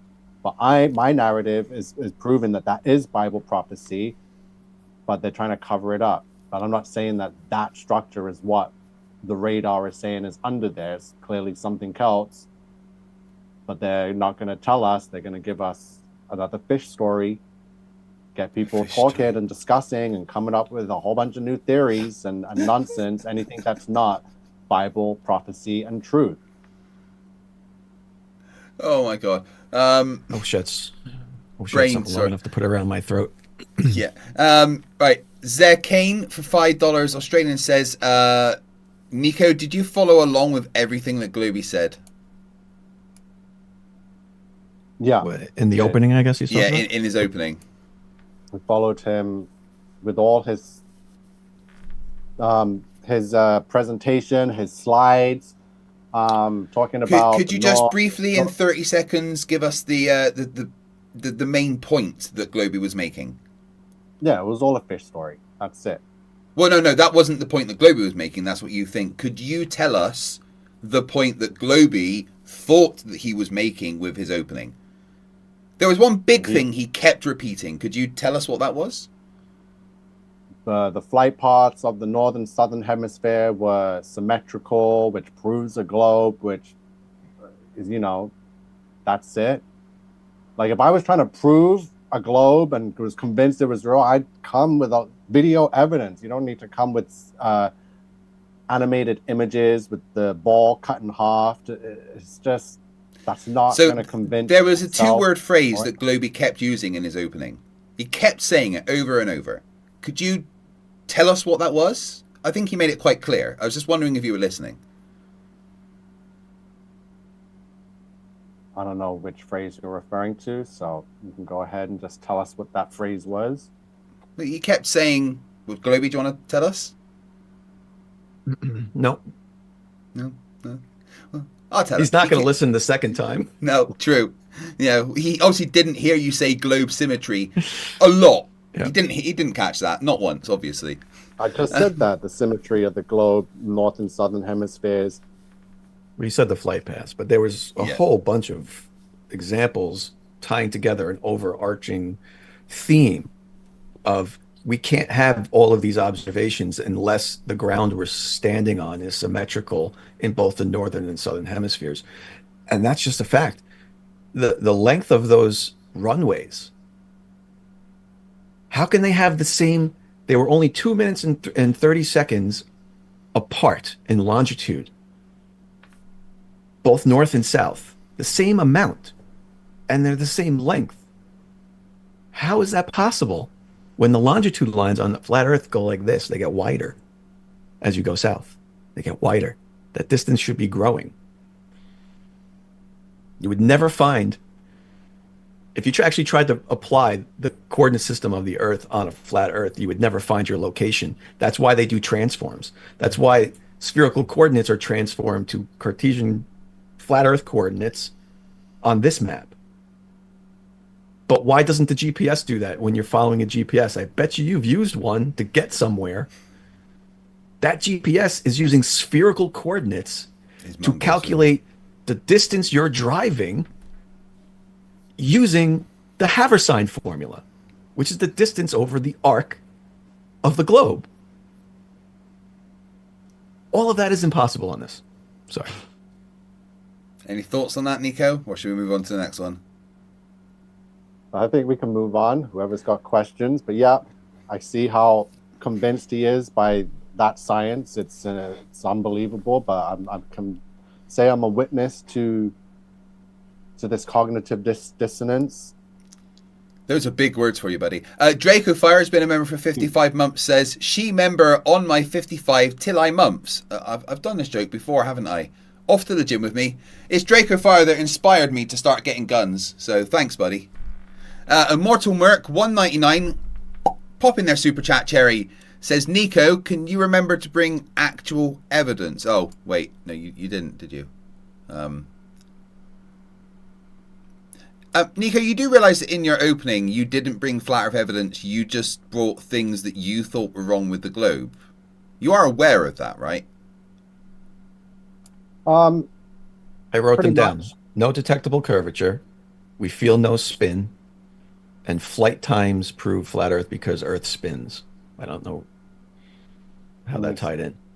But those were your main opening points. And then you went into the Bible. I didn't bother writing that down. Yeah, I'm more of a biblical debater. All this science stuff is just a fish story to me. I find it hard to really get through all this nonsense and actually believe people are buying this stuff. But yeah, I went over the no detectable motion of the Earth, no detectable curvature. Water always finds its level. These are pretty much the three top best proofs for the Earth being flat. But you don't understand the difference between proving Earth's flat and complaining about the globe, right? Misunderstanding the globe, right? Like, yeah, there is curvature. I showed you curvature in that video of a rocket launch to space. So there is the curvature. You said nuh-uh. Right. So where do we see this curvature? How high do you have to be? Because I have people that told me they've seen that same curvature on a airline flight. You can if you're looking out, especially if you're looking at the cockpit window, because you have a nice wide field of view. You can absolutely. There you go. Is that Mage? Yeah, just about 35,000 feet there. If you have a wide enough field of view, you can absolutely see the curvature from an airline. 35 kilometers. Sorry. I can show you cockpit video right now showing curvature. You'll say it's the window of the airplane making it curved. You'll say whatever dumb shit the flat earthers say to justify it, as if your lenses of your glasses aren't curved. We can see straight lines. Same concept. The lens, the window of an aircraft doesn't curve anything. So you believe that looking out the cockpit airplane, you can see the curvature, also knowing that pilots never fly and account for that curvature. They always fly straight and level to the flat plane beneath them. Well, that's because you misunderstand what the word level means, but that's a whole nother topic. And at the end of this, Nico and I do have to have a push-up competition because the super chats have demanded it. So oh shit, get ready, Nico. You said you could do 40 to 60. You better stretch. Yeah. Jack Fetter 499 says, Nico, go watch Super Heavy Launch, track it with your precious P1000, no CGI. It doesn't hit a dome. Physical first-hand observations. Yeah, have you ever recorded a rocket launch, Nico?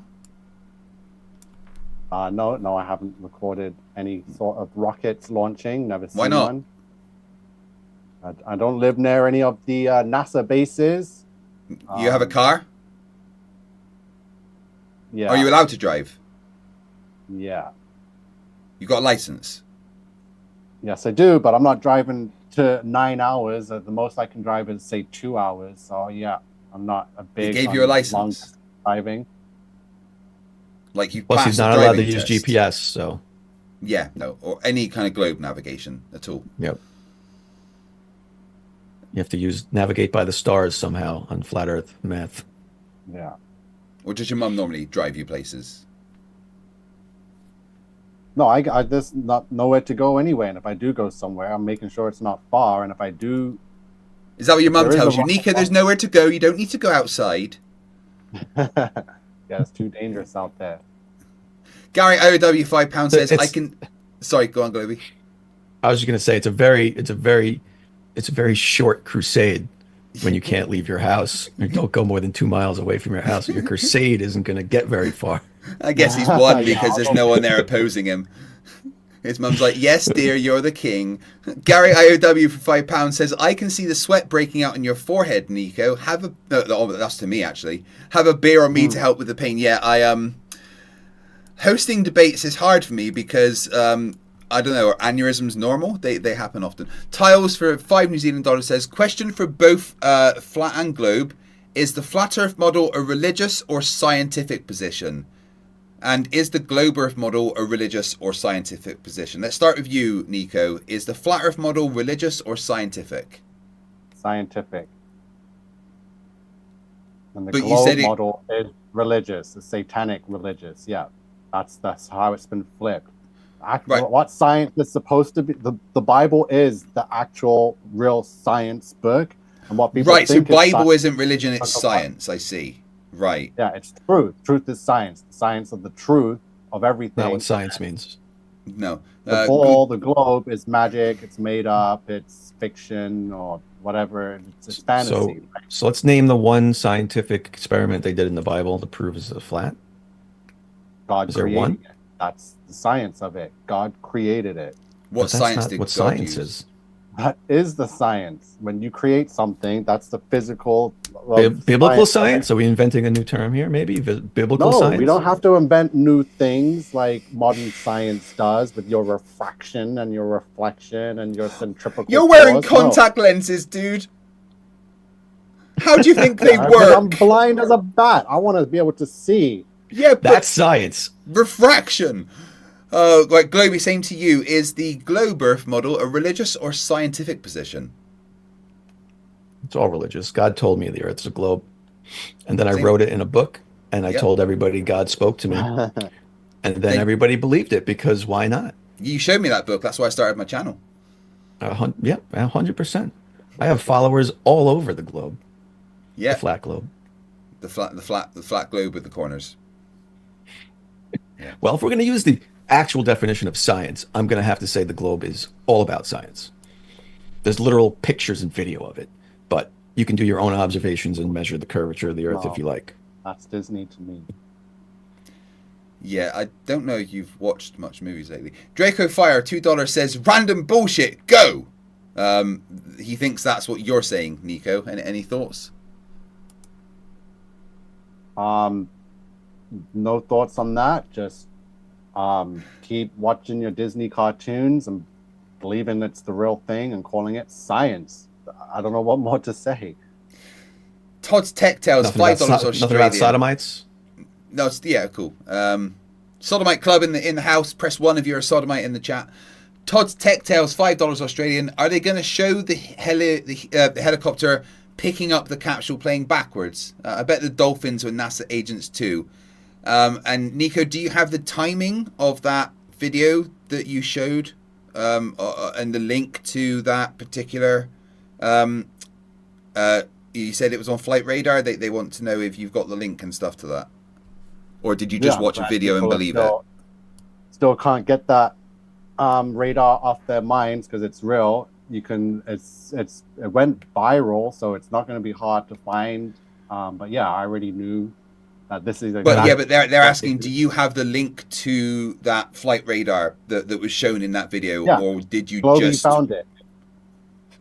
I found it. Yeah, I had it, and I found it, and I went over it, and then I lost it because I thought I shared it or saved it, so I had to quickly try and find it again, and I kept seeing it over the days, and I was like, yep, we got them. Unfortunately, we got them. They're done. Hashtag done. No, we're gonna look this up. You can continue if you want while I'm looking it up. Or Icy Spin $2 says, Nico, how does circumpolar star rotations work, both north and south? I think I explained the perspectives of the visuals of the stars. Let me quickly give a brief rundown of what I was. Well, yeah, but to be clear, their question is asking specifically, how do you explain the fact that there is stars rotating counterclockwise around a star in the north, and then an entirely different set of stars rotating the opposite way around a point near a star in the south? Easy. That's just because your eyes are tiny little liars, and that's just what you see, but it's not really what is happening. It's just how you perceive it. Because you're such a tiny, minuscule person trying to view something on a big, massive, grand scale, and because you can't see it all at once, it compresses to your vision, it lies to you and gives you this things moving in different directions. That's all it is. The eyes are lying to you. Globey, I may have blacked out there. Can you just confirm that he told me that my eyes are little liars? Oh, yeah. No, that's okay. That did happen, right? Yeah, cool. Wow. You weren't having a stroke. No. Are you sure? I don't know. Well, that's getting clipped. Icy Spin for $2 says, Nico, I'd agree with you, but then we'd both be wrong. Good one. Lord Luminous Poo, $2. Okay, I'm here and start. Oh, we could just start over again now. Brilliant. Thank you very much. Dr. Nick with £1. Thank you very much. Isla Let's, member for 29 months, says, Nico, your total ignorance of science does not equal refutation of it. Go back to school. How was school for you, Nico? Did you ever find that, like, did you find that when everyone else was like doing maths and science, you were in a special little group that, you know, did colouring, staying inside the edges and things like that instead? Somewhat similar to that, but the whole dynamics. It makes sense. Yeah. Yeah. So, like, any time the teacher was getting out like Bunsen burners, you were taken to a different room and asked to make like macaroni art, right? Maybe. I think that's confirmed. What about you, Globey? How was school for you? I'm sorry, I was looking at these flight times. School's question? Yeah, I was just wondering how school was for you. Nico was taken to special rooms to make macaroni art. How was your experience? A little different. It was slightly different. So you paid attention and stuff? I paid attention. I was taking, these calculus classes and working myself towards my aerospace engineering degree that I eventually ended up getting. Right. Nice. Yes. But the macaroni, I mean, I'm sure your mom loved those. Yeah, absolutely. Lord Lewis Poo, $2 says, why do you platform this Nico? Because I hate you all and you deserve punishing. Tucker Pilot with their 20th super chat on the channel, thank you. $4.99. Nico, you're stuck in 2016. Flat Earth died in December. Magic Bible Land doesn't exist. Go NASA, yeah. You guys are lucky tonight. Craig brought on nothing but the best. That's why I'm here. Yeah, Globey, it was absolutely incredible. You're right, 100%. Treat. All you little sodomites are getting a treat tonight. So here I am. I'm getting a treat tonight? What, after the show? Oh, I can't wait. Sodomite treat. Yeah, nice. Wait, no, I'm scared. Tiles, $2 New Zealand says, Nico, what's your middle name? Alexander. Alexandria. Alexander. Alexandria? Yeah. No. You guys, no. That's what I heard. Alexander. Alexandria, yeah, cool. Aaron 299 says, Nico, are you real? As real as I could ever be. The realest out here. King Nico, top left, flat Earth. You're gonna see big things are happening this year. Yeah, you could win top left. Witsit might be though. Brenda Crates $2 says Nico is a girl's name. Are you closeted? No, it's not. No. Oh. No, it's not. I googled it. It said it's a girl's name. Google's a liar. A liar. Silent Dave became a new member. Welcome to Scrappers. Thank you very much. Gary IOW, £5. Nico in numerology reduces to 5. That's his mental age and IQ. Very appropriate. Thank you. I will read out the insults and everything as well because I am legally obliged to read out all super chats sent to me. Icy Spin $2 says, Nico, if the 24-hour sun doesn't matter, why say the final experiment is fake? Because obviously it mattered to them enough to go and fake it to have a 24-hour sun in the South Pole for their mind and their sheep following. But thanks to me, we set that thing right on fire before they could even get home. Yeah, no, that's right. You totally blew the lid open by explaining how they went to Antarctica and took a massive studio with them.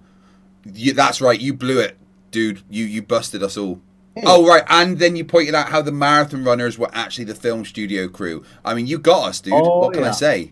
Yeah. Yeah, it's all there. Globey, don't you feel stupid when Nico's just busted this whole thing wide open? I'm embarrassed. Yeah. I'm embarrassed for everybody. It's a shame. Icy Spin $2 says, Nico, smile if Earth is a sphere. Thank you, buddy. Appreciate that. James Ketter, $10 Canadian. Ask King Nico what the black part of the image is above the curve. Love to hear that explanation. Oh, that in your picture. In NASA's picture of the horizon, right? Yeah. Yeah. What's the black bit above the curve? Well, that's what I was asking Globey here. Mr. Globey said that, you know, the top part was clearly the Earth because the horizon was curving that way, and if the Earth was the bottom black part, then we got an issue there. But either way, there's an issue from the very fact that the horizon is curving, which it doesn't. Apart from if you rise up, of course. So, what the question is though, if that's the Earth at the top, then what's the black bit, the other side of the horizon?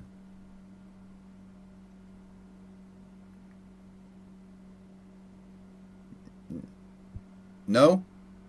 What's also inside your head between your ears? What are you asking? The answer is space anyway. Isla Let's with a 20th super chat, 199, thank you. David Hill, $5 Canadian. My 9-year-old son knows more about space than King McDumbo here. Yes, because your 9-year-old is not retarded. Adam Johnson for £5 says, if you take the last letter of the name Nico, you get 0, which you get O, which can be seen as the number 0, which is the same number of debates that Nico has won. Yeah, Nico, you say you won all your debates, yet you've lost to me, MC Toon, Peterson, Globey here. You also lost to Max. So when was the time you won? Definitely not Max. 100%. Oh, you definitely lost to Max. Yeah. Definitely not Max proved that you're a sodomite. Definitely not you. 2 nights in a row. Oh my goodness. Oh yeah, I destroyed you every single time. Well, you just lost to Globey here. That was quite fun. I don't know. I enjoyed it. Yeah. Oh, it's been great. We'll let the people decide. Nico, the audience wants me to ask this question. Have you ever received a blowjob? No, I'm not answering that question. So that's how I should have responded the first time little Max asked me that. But I was just like... Well, you said yes, so you are a sodomite. Lord Luminous Pooh for $2 says, Niko equals no intelligence can enter. Oh, it must be German. TBL Soundwave, $5. Nico, the only thing you debunked is that everyone has a brain because you clearly don't. You should be proud, Nico, the fact that you've reached adulthood without functioning grey matter. That is impressive. 3 Ron's been a member for 24 months. That's twice round the sun. Nico, why are you blatantly lying for Jesus? Because you have definitely lied about the facts like how glasses work and rainbows and how rainbows are formed. Yeah, that's a big one that got you all stumped when I brought up the rainbows and how we see them from the ground as opposed to an airplane. Boom, I made a slam rainbow dunk. in my kitchen earlier with just spraying the water. Yeah. Saw a video of a guy making a round one. Yeah. In his garage. Because flat earthers claim it can't be done inside without the sunlight coming through the glass window. He was in his garage, doors shut. Rainbows are all circular. Obviously, you don't really see it because of the perspective that we're up. Yeah.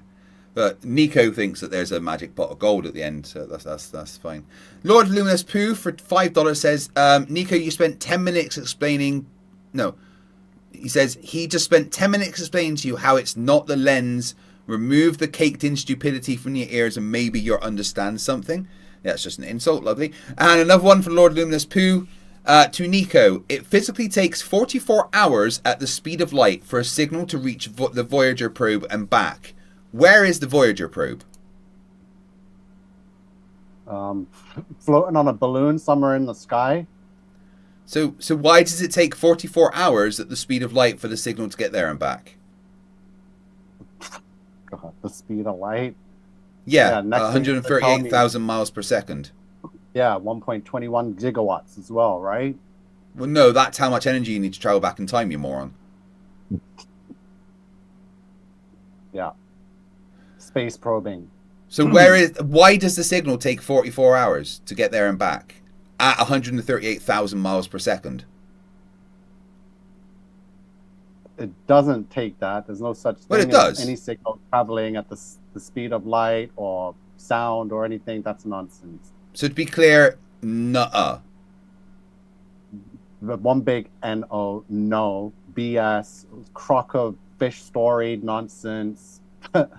44 hours for the what signal? Come on, man. You guys have been eating up this crap for way too long. It's time to put it to rest now, this NASA BS. It's you over. heard him, Globey. He just told us we should put it to rest. I guess we should just shut down our channels, eh? No, I'm turning it off right now. Yeah, just deleted TikTok. Move on to some new stuff, but this globe business, geez. I've lost too many times. I gotta just. I mean, like 1,200 flat Earth debates, and I must have lost so of all of them. Lord Lunas Pooh for $5 says, Nico, I have a ring with a 65 million year old meteorite in it. If there's a dome, where did the space rock come from? Where did the 65 million years come from for this stone? Who dated that? Are you kidding me? Science. Are you sure they're accurate and they're not on or off a couple of millennia or a few centuries? Come on, another fish story. If you believe that, you believe anything. Hey, Nico, is the claim about the helicopter, sorry to bring this back, is the claim about the helicopter that it brought the capsule out there with the astronauts on it? So the claim is that these astronauts, wherever they were on Earth, not in space, were put into a capsule that was loaded onto a Chinook. That Chinook went out with the passengers in this capsule out to the ocean where another plane was hovering around. And then they are, obviously you can see it drops something and then doubles back and goes back where it came from. And then that circling plane above it then goes the other way. So So why was the story about a Chinook? Who said that? Whoever said that was a Chinook? Did they say in that video? Yeah, the video told him. Oh, the video told you it was a Chinook?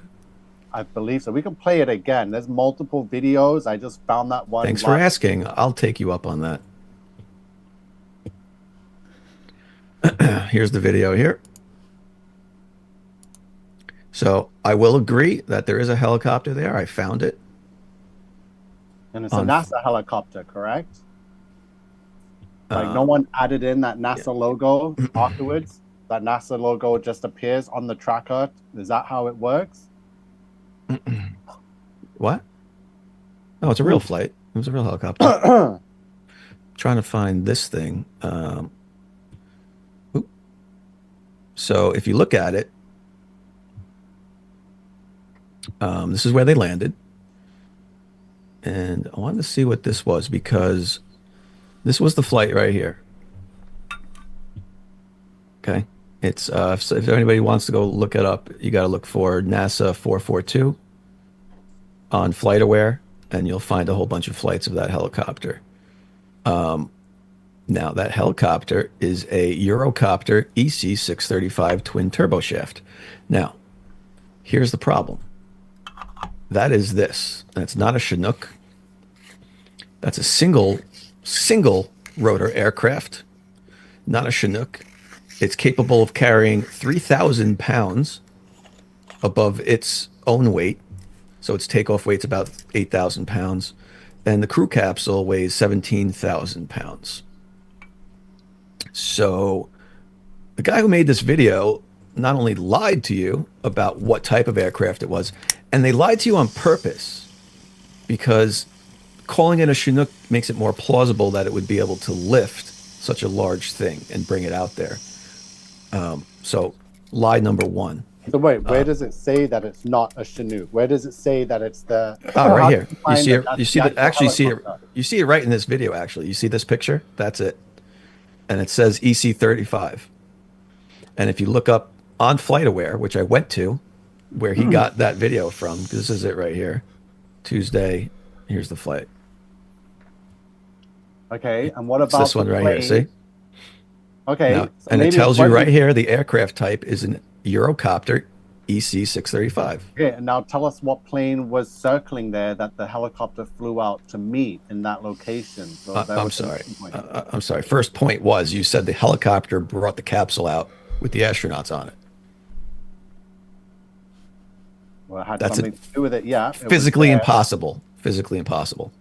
If that was the helicopter used and you're saying it can't carry that weight, then obviously the capsule was being carried by the plane circling above that area before. Obviously, your claim is now changed to it's the plane carrying it. Well, you're not.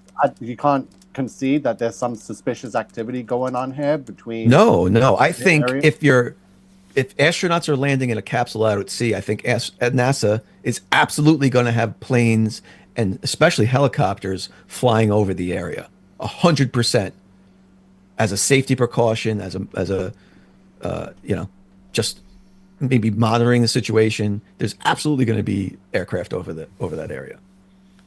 Now what was this plane? This plane was circling. Says WB-57. What's the DNAs? Why does it say, what's all the not available stuff there? I don't know. Let's see what this tells us. Yeah. See? Oh, we've run into a little glitch. They don't want you to know. That's the aircraft type. It's a WB-57. It's a high altitude research aircraft. Right here.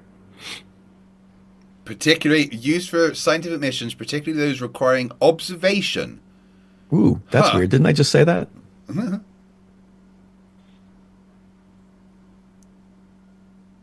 And in fact, it's like a payload super capacity. High, it can carry up to 8,000 pounds of scientific equipment. So again, it's not capable of carrying a 17,000 pound space capsule with astronauts in it out to a location to pretend it's happening, to fake the whole world, just to deceive you sodomites. So you're telling me they can't add some coding into the system? I don't operate in the you're telling me. I don't do the you're telling me thing. Same way you can change a VIN number on a car to change its identity from a Honda Civic to a Benz. They can't change the identity. So now it was really some sort of plane that could carry it. It was just labeled 100%. Wrong. Got it. We've seen it before. We've seen planes that carry to justify your conspiracy is all you'll ever have, Nico. Conspiracies to justify your conspiracies. Right. So as long as you admit this original video is incorrect, this video here was 100% incorrect. Clearly, the identities of the plane and the helicopter have been manipulated and changed. So now we have to change this video to say it's not really this, but it's this, but with planes that are not represented here. They faked the planes and the helicopters. So you've moved it now. You've moved the conspiracy from it was the helicopter to it was the plane to it's still the plane, but they're lying about what type of plane it is. There you go. You're actually getting it now. So I'm. Oh my God, impressed. he's not agreeing with you, Nico. Oh my. He's agreeing. I'm impressed. Thank you. If I Gordon. had goalposts in this room, I would chuck them through my fucking window, Nico. Don't defenestrate your goalposts. That's true. Draco Fire $5 says if we assume Daytona length for 2.5 miles, the car moving about 0.1 miles per hour. Yes, I beat you to the maths, but you're correct. JSS Tiger $5 says Nico said we could do math. Nico, what is the sign of 45? 0.8. Me too. Yeah, I don't know To what draw a sign. And who's X-Illusion? You says you got nothing, Nico. I got everything. Have you not been listening? Jeez. You got everything. Could you show me issue 1 of Flash from the Ultimate Universe? No? Flash You said what? you got- Kablooey. They're calling it the Kablooey. Rachbot $5 Australian says I would start the AI uprising if I wasn't too busy laughing on the floor. Yes, luckily every AI that I create doesn't have the ability to start an AI uprising. I think. I didn't think Rachbot could go and like get her own bank accounts and stuff, but she has. I mean, I'm not very good at writing AI. They might take over. Tag 007 says for $5, Nico, how can you claim refraction is made up when you earlier said the southern star trails are seen by looking south by atmospheric refraction? That's such a good point. It's convenient when you want it to be. Yeah, when you're Don't smile. When you're in the southern hemisphere and you're trying to look north towards the northern hemisphere and try to see the same thing that the people in the northern hemisphere are seeing, then yeah, I'm gonna throw the same words you use for your rainbows and your Chicago being seen across the Lake Michigan. But that's the real use and cause and case for refraction and all that stuff. Not when you're looking across a lake that is flat and you can see a whole other city across it that should be hidden between miles of curve. Once you implement the 8 inches per square mile calculation. 8 inches Boom. per square mile. So not per mile squared, just per square mile. Do you know the difference between a square mile and a mile squared? That we can't prove it. We can't see it. We can't find it. No, Nico, I'm asking you, do you know the difference That's how I know between... science is fake. They create up these... Nico, hold on, Nico. Nico, formulas wait. that don't Listen, work. Nico, listen to the question. Do you know the difference between a square mile and a mile squared? Yes. Could you explain them, please? So, mile squared would be the surface area, and square mile is... wait, what am I saying again? Oh, yeah, 8 inches what per we're all square wondering. mile. That's the depth. Yeah, that's the curve, right? So, for the distance, sorry. So to be clear, a covering of the square distance mile and is the curve, and a mile squared is the area of the surface. Square mile. Yeah. Hey, Globey, we should just give back our degrees, right? Yeah. I was hoping one might be related to area or something. No, you should keep your degrees because you're very well indoctrinated in what they want you to be indoctrinated into. Nuclear engineering, physics, and aeronautics engineering. Yeah, definitely indoctrinated in those things. The reason you have your contacts. Yeah. Randomly Epic $5 says, does Nico have a measurement of flatness? Because every time we measure the Earth, it's curved. Who measured it with what? Not with those calculations. We've tried. It doesn't work. The main surveyor did. I mean, I could show. MC Toon measured it. Will Duffy measured it. Lots of people have measured the Earth's curve. I've personally measured the Earth's rotation and shape. But could you? The question was, do you have any measurements of flatness? I mean, I'd love to see them. Could you show us them? You can share your screen now and just present us your measurements of the Earth being flat. That'd be wonderful. He'd be the first. Yeah. Imagine the fame he'd have. Of what? Showing that the Earth is flat? Measuring the ground to be flat. Yeah, just go out there with a freaking level, fantastic. put it there, boom, it's level. I don't know what more you can do. Just get a bigger level that goes longer distances, and it's still going to be flat. So, how many participation trophies did you get as a kid? None. Oh, they didn't even give you a participation trophy. Shit. No. Wow. Icy Spin. One of the first spoof videos I've ever saw on TikTok was this guy pretending to be a flat earther, and he just was like, and he walked over to the ground, and he just put his eyeball to the ground and goes, "Yep, it's flat." That's what you just said to me, and you just said that. Yeah. Put a level on the ground, proves flat Earth. Or if you, and like I said, get a bigger one and put it across from Detroit to Chicago, and it will be flat too. I don't know why I'm surprised. You said the Bible is science. Yeah. Icy Spin $2 says, Nico, how do you explain spherical water on the ISS?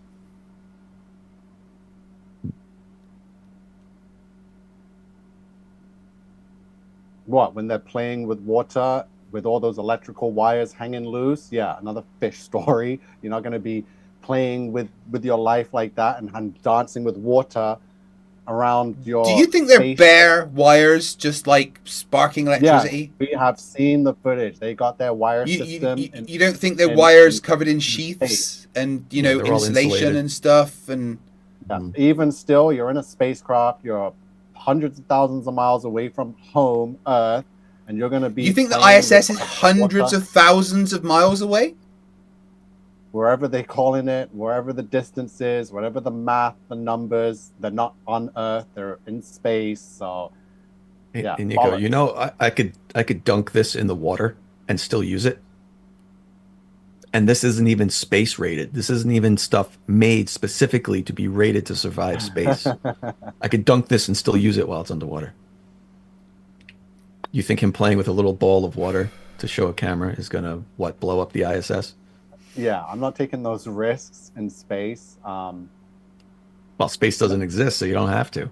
Well, with the ocean does, and we saw what happened to that submarine that with those millionaires that wanted to go deep into the ocean to explore the Titanic, and look what happened to them. That kind of pressure, and they pretty much... Yeah, if you trust someone to build a submarine that controls it with a fucking PlayStation controller, you're probably going to die. That's the same thing as the NASA freaking it's not. Craft and the ISS. It's the same as anything. I don't remember how much it is. There's worse forces. There's a whole bunch more pressure and a whole vacuum system the size of endless space. But yeah, these people go down to the ocean. Zero pressure. In a submarine and get crushed. Well, yeah, the difference, but Nico, the difference between the surface and space is a lot less than the difference between the surface and where the Titanic is. That's way more. Either way, whatever happened to that submarine... Not either way. You can't just say either way. There's a point being made here. There's a point being made here. Did that submarine get crushed or not? Yes. Okay. The pressure outside of the submarine was 5,600 PSI. That's the pressure down by the Titanic anyway. It was close enough. And they don't have like 1,000 times more pressure and these unseen and unknown forces on the spaceships when they leave the atmosphere. In space. In space. For argument's sake, it's 0 outside. Say 0 PSI outside the ISS. Inside the ISS, it's pressurized to 14 PSI, standard atmospheric pressure. That's what we feel right here, 14 PSI. Is it even that high? I think it is. Am I wrong? I think it is. At most, it's that anyway. So, let's look it up. Pressure inside IS. I'm pretty sure it's standard atmospheric pressure. Yes, it is. Yeah, you're right. A big one. 14.7. Space suits are less. Apollo craft are less.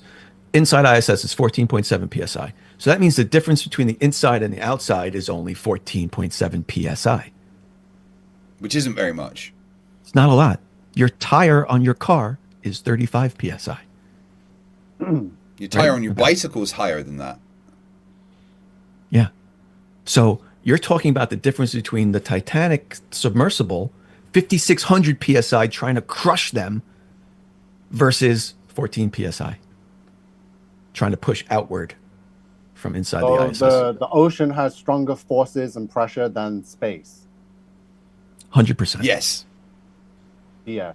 At that depth, yes. No. If space is real, that's impossible. Oh, Nico said no, so we're wrong, Globey. Yeah, you guys are wrong. What's the forces again outside the ISS that's going to crush it? The zero pressure of space. That sounds destructive. The 10 to negative 17 torr. The sun is traveling through the universe. That creates a force and some kind of... What kind of force? It then doesn't. It's got all the planets doing their orbits around it and spinning and moving with Irrelevant. it. So, yeah. Hold on. So it's all irrelevant. Did you just say the ISS should be destroyed because the sun is moving through the universe and creates a force? Well, all our planets, our solar system is traveling through this big ball of fire's star trail as it speeds through. Oh, Lord. Oh, my God. No. Please make it stop. This is your science. I don't believe this. No, that's not. Don't you dare say that's our science. That's you just made some Mr. shit up Globey. and said it's our science. That is your science, okay. Mr. Craig. Well, I'm telling you, our science says the Earth going around the sun doesn't generate a force on the ISS. Aaron, other than some minute gravity. No force we got a lot of super chats to get through, so let's go. All right, let's go. Aaron 299 says Kent Hovind and Whitsitt level of verbal diarrhea. I'm not prepared for that. I know exactly. Chill Gamesh $5 says, for the record, I'm not a sodomite because butts are gross. I'm more of a docking kind of guy. Well, being a sodomite literally means just doing anything kind of not like basic, I think. So anyone that's ever had a hand job or a blow job or a foot job or whatever it is you like, you're a sodomite. So or docked. Did he just say he prefers yeah, docking? I'm pretty sure that means you're a sodomite, you know? And just a general creep. So yeah, let's get ones in the chat if we're all sodomites. Greg for £2 says, Nico, do you care if what you believe is true? Clearly, because I'm a biblical earther, so the truth comes first and is the priority, unlike the rest of y'all. Are there any other biblical truthers in the chats, or are you all just a bunch of sodomites? Hey, could you, Nico, could you show me a snake that talks? Yeah, just put on one of your Disney cartoons. See a lot of talking. Well, no, in real life, because the Bible says that there was a snake that talked. So could you show me one in real life? There was a serpent that talked, not a snake. Snake's not mentioned in the Bible. Serpent, snake. Could you show me a serpent that talks? Serpent doesn't necessarily mean snake. Serpent okay, right. Let's just serpent. Could you show me a talking serpent, person. Please? It says that's talking person, not no, it doesn't. Snake. It doesn't say talking person. It says a serpent. People aren't serpents. I'm no theologist, but I've never seen anybody reference the serpent in the Bible as a person who's being cunning. No. Yeah. Just go Google it. I'll bring it literally up. Serpent literally interpreted as a snake. No, so the Bible also says that burning bushes talk and donkeys talk. Could you show me either of those?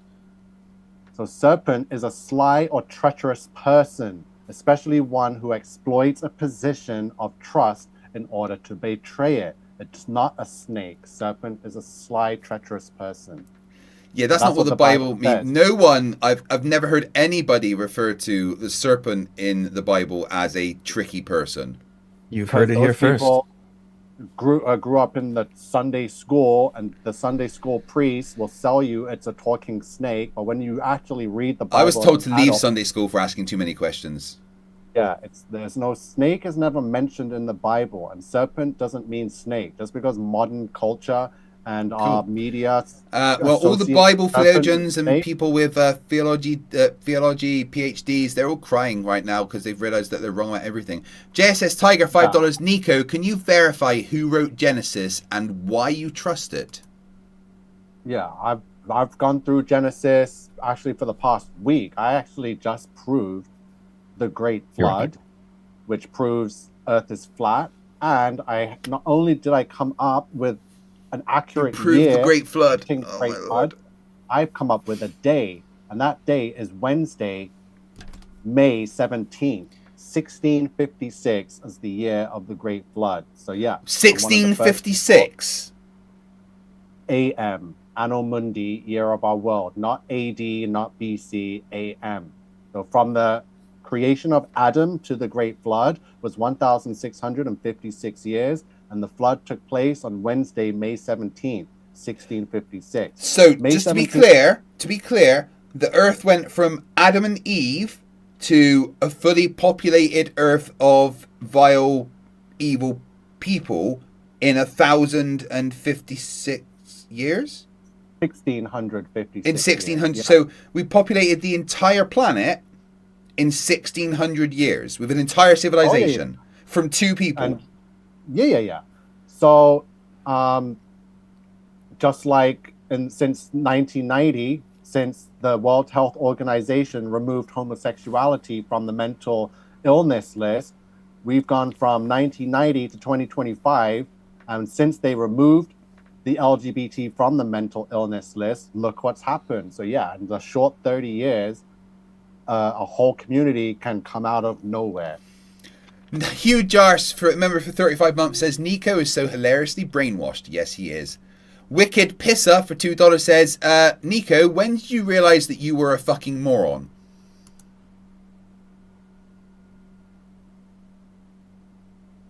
You can answer the question? It's a direct question. Not to me. Yeah, to you. Nico, when did you realize that you were a fucking moron? I've never come to that realization. Oh, there's the problem. I think that's Aaron, something that you might be realizing. Aaron, $7.99 Australian says, how many sodomites does it take to put in a light bulb? Just one, but it takes the entire emergency department to remove it. Tiles with their 10th super chat on the channel, $5 New Zealand dollars. Nico, the universe didn't begin with a kaboom or a kablam. It began with a kablooey. Yeah, I love that. Well, actually, just to clarify, the Big Bang wasn't an explosion. It was a sudden expansion. There was no bang. There was no boom and fire and brimstone. No, there was just an expansion. Everything that is in the universe right now existed. All the energy that is right now existed in one singular point, smaller than we can ever imagine. And for some reason, we don't know why, it expanded really fast and is still expanding. So you're not calling it a bang anymore because you know how stupid that sounds, having an explosion. The term Big Bang was only actually was used like once and in the early kind of coming up with the theory, and then people just ran with it. Big Bang is not the correct term to use. It is the universal expansion. Yeah, Max, I schooled you. Never happened. On the Bible. Max does not know the Bible better than I know the Bible, especially being an atheist. Vincent Rue for €2 says, thunder, thunder, thunder, thunder, cats. For some reason. I'm not sure why. I don't know where you got that from. I want to watch Thundercats now. In front of you. Screw off if you don't like it. I'm on a diet, dude. Oh, you're sorry. Twinkie? I want it's a cupcake my daughter made. It's 10. Yeah, but I can't have a cake. I'm trying to lose weight. You can just do double the push-ups. Yeah, but then my chest gets too big and I can't fit in my Versace shirt, which is really fucking annoying. Apparently, anyone that buys Versace doesn't have any chest muscles. Mm. Yeah, I could probably have predicted that. I thought, you know what? I'm taking my wife away for a fancy anniversary and we're going to the only Michelin-starred Japanese restaurant outside of Japan. I'll buy myself a really nice shirt and some nice fancy trousers and shoes, and none of it fucking fitted because I'm like, just apparently people that go to the gym can't buy posh clothes. They're just for skinny people with no muscles or something. I don't know. Well, you gotta be careful. It's like buying stuff on Amazon that you know comes from China. Yeah, it's all sized for the wrong group of people. You know what I mean? You just gotta size up. So I've like literally been on a humongous calorie deficit to just try and lose a bit of weight in my chest so my Versace shirt fits when we go on our anniversary thing in 11 days. Oh, I can't wait for this. I'll turn my camera off as I'm spoon feeding myself frosting off my finger. Monkey Cat Pat for $5 gave me a YouTube link, which always scares me. Oh, Nico, yes, Solomite. I can actually think. Yeah. Sodom and Gomorrah. Yes, and I actually suspect that you might be a Solomite too. Yeah. No, I'm actually pretty. I'm pretty well known over here. Have you ever received a blowjob? For giving handjobs I in gas pretty stations. much took on the LGBT and drag Have you ever the SOGI curriculum? Have you ever received a blowjob? Yeah, so where? You are a sodomite. Thank you very much. Dude, this is so... There you go. Nico admitting he's a sodomite. Yeah, so I wasn't saying yes to that. Definitely not Max. You've received a blowjob. You're a sodomite. Icy spin $2. King Nico in Gematria equals Doge coin sheep. Explain. I don't know. Sounds like another fish story. You're playing with some voodoo there. Well, no, it's just your number nonsense. JR Pence $5. Nico, how are they present at all of the universities and altering all of the experiments that students are doing in their homes, dorms, and fields?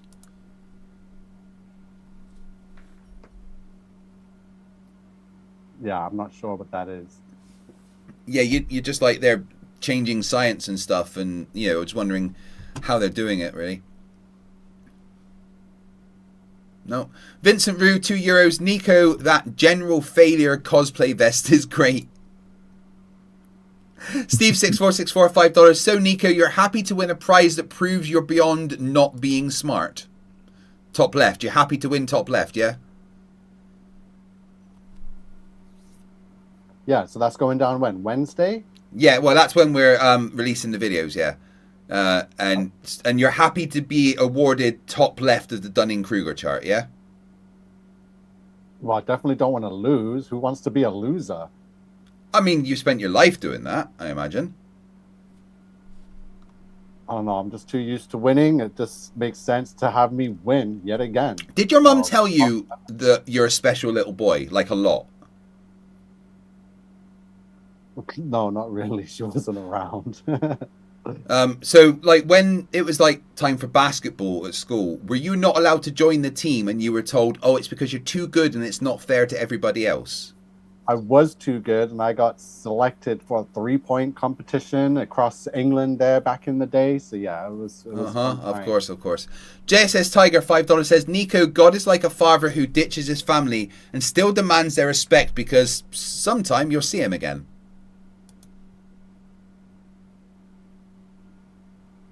These people are... I'll take your silence as you agree. Don Older, acoustic guitarist, pop in a super chat. Cherry, $2. Canadian. Nico, who keeps the dome washed and clean?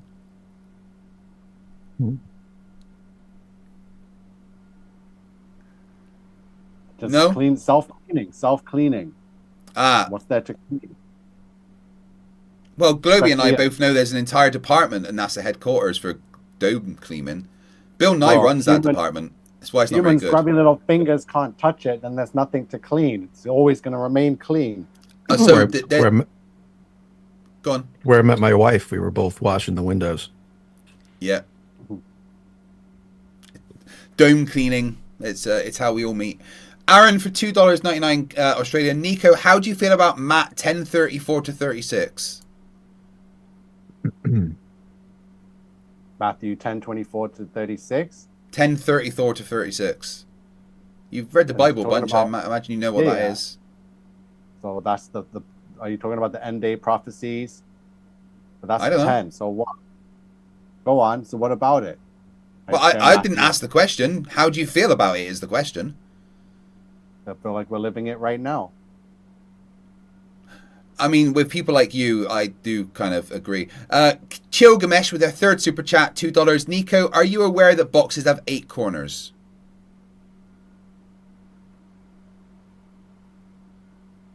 Yeah, that's correct. Wait, what? Yeah, they do. My brain's farted. I actually had to count in my head. Oh, I thought you were fucking around. Turing test, 2 more super chats, people. Yet Nico and I have to have a push-up competition after this. Lord Luminous Pooh, $5. As a leader of the Illuminati, I'm only responsible for 3/4 of what you think, but we are, but I'm not going to tell you what those 3/4 are. The rest is Hydra. Hail Hydra. Indie Tiger Sci-Fi Review, $10. Why do ships crossing the ocean follow curved paths to reach their destination if the Earth is flat?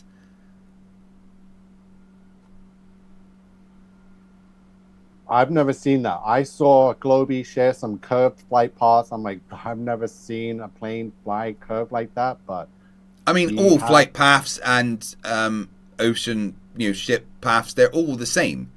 That's what Globey was showing. Yeah. It just looks curved because it's a straight line on the surface of a sphere, which if you put that on a flat map, looks curved. But then that's why the flight paths don't work. If you put them curved as if you were curving on a globe you can't combine and mix match the two. It's one or the other, and that's what's going on, which is why one looks more plausible than the other. Not yours. Because you're using globe lie science and applying that to flat Earth truth, but to a lie, to a false version of the flat Earth map. So it's never going to amount to anything. It's not going to come up with the results anyone's wants. So that's why, because those results didn't prove that the Earth is flat and kind of debunked it, you're going to stick with the globe.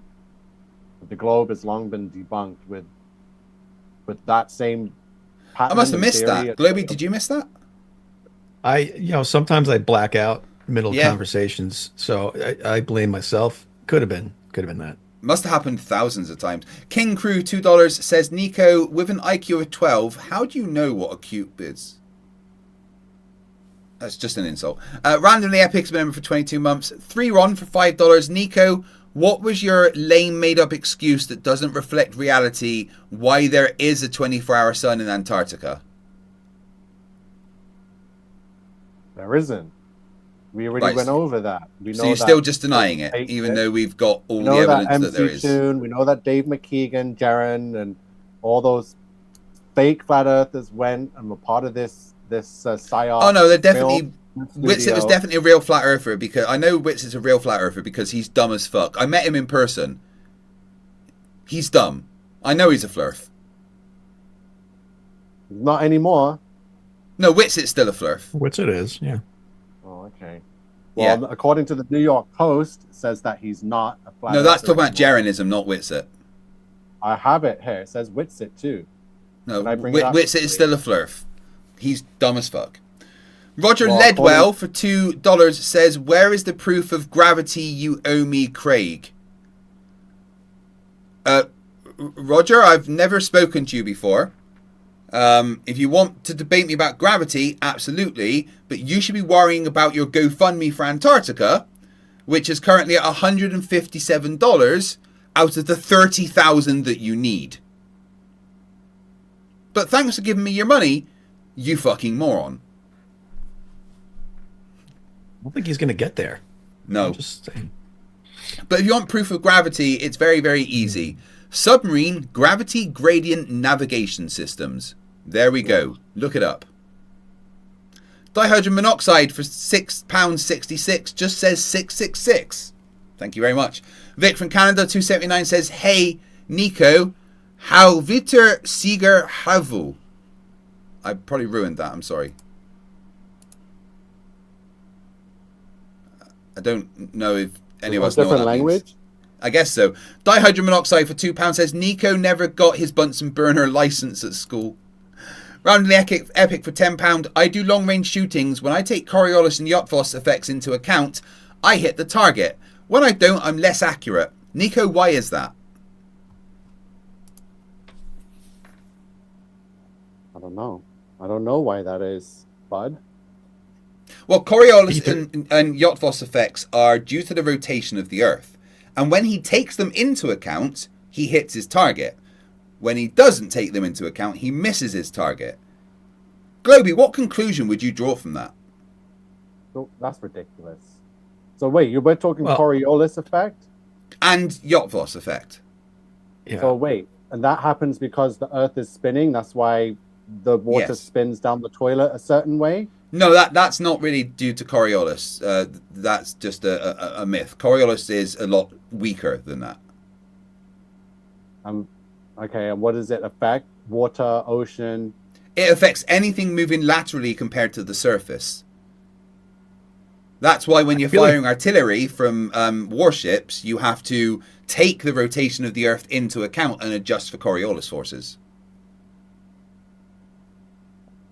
Interesting. I feel like you can almost develop like a hypothesis and test that and say, and then take some shots, right? And shoot some targets, account for it, not account for it, do a whole bunch of these tests and come to a conclusion about whether there are forces that are moving the,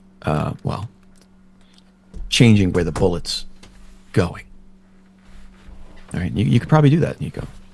And when you hit the target more accurately, when you incorporate those things, you have to maybe conclude that those things exist. Or it's ether drift, clearly. Doesn't make Clearly, sense. yes. Again, we're built up with all this water inside of us, blood, all this stuff. God wouldn't create us this way and put us on a spinning ball traveling. It just why not? I just agree. thinking about it. Right. All right. And let me ask you a question. Why did God create us with the ability to bite our own fucking tongue? I've I never really fucking hate that. Who's biting? Are you their telling own me you've tongue? never bit your tongue on the inside of your mouth during a meal? Yeah, but that's on me for being an idiot. Depends sometimes. Yeah. Why did God give us the ability to chew our own fucking face? We can pinch ourselves too, but that choice is on you if you want to take your. Why do we have a finger and your useless mouth and organ that nearly killed me as a 16-year-old? Seems pretty dumb. What a shit design this body is.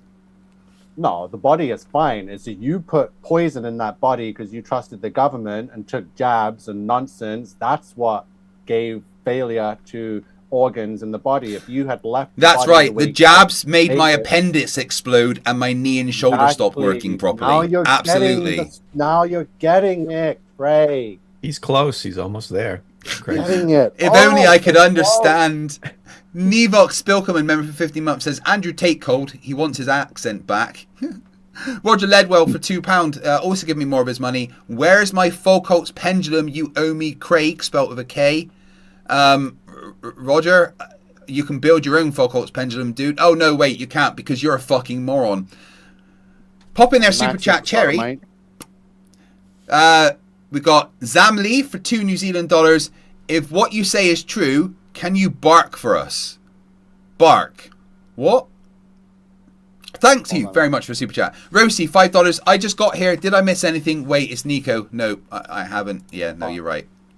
Chilgamesh, $5. Nico, did you know the first use of Evelyn as a first name was a man? Evelyn Parapoint, born in 1665. Cool story. Still a chick's name. But he was a Mason. That too, yeah. Sodomite Freemason. So, orgies in the lodge. How is it a chick's name if the first person to ever have that name was a man? That we may know of, but it's still a woman's name. Eve was named Evelyn Right. or Eve. Is Kelly a man or a woman's name? A woman. Everybody in Wales would disagree with you. In Wales, Kelly is a common boy's name. The lead singer of one of my favourite bands, Stereophonics, is a man called Kelly. Yeah, androgynous. That's very androgynous. No, nothing androgynous. I dare you to go to Wales and call people called Kelly androgynous. Wales is very androgynous. They have a griffin on their flag. The Welsh How is a griffin flag, androgynous? because it represents the fallen kingdom, the fallen angel kingdom before the flood. The griffin is a creation due to genetic modification that Right, the so angels did. I want to be clear here. The reason why people, men in Wales are called Kelly is because there's an androgynous dragon on their flag. Yeah, see, now you're connecting signs and symbolism. You're getting it really I'm close. gonna have to pour a drink. I don't know if I can handle this anymore. That one hurt. That one actually These are hurt. the same griffin dragon that's on the Welsh flag is on the Sri Lankan flag. So you guys are very close in connection, but It's you not know, a you griffin, wouldn't it's know a that dragon. Otherwise, Dihydrogen monoxide, £2 says, Nico, why is light bending around your head? Oh, because it's really fucking dense, that's why, mate. Vincent Rowe, €2. Nico used refraction for his haircut. Hashtag fail. Yeah, wear a hat, Nico. Tim Davidson for $5. Nico, so in other words, you'll say whatever you need to say to make it sound like you might be right, no matter what anyone tells you. Everything I've said tonight has been the absolute most truth. No beating around the bush. It's been complete honesty. Remember when you said you've never been bitten by a mosquito? Yeah. No, I said I've been bitten by one, but I said I feel it when it lands on me before. So why would you get bitten by it? You know when they're landing on you, you could easily swat them away. Yeah, and I said that if one did bite me, it's because I was distracted and missed the cue of it landing on me. So you didn't feel it because you were doing something else. I felt it, but chose not to address it because of the distraction until I felt the bite. Oh, all these mosquitoes landing on me all over the place. I feel them, but I'm just going to leave them there. Nico, that is a cute coyote you have. Yes, my little wolf. Richard Ray for 30 UYU. What's a UYU? I've never seen that currency before. UYU. Thank you, Richard. Says they teleported the capsule. Duh. Vic from Canada, $6.99 says, Craig, please send this money to Nico. It should cover the cost of his PhD. Then he can claim he got a scholarship on it too. Icy Spin, $2 says, if the Earth is a globe, what happens to King Nico?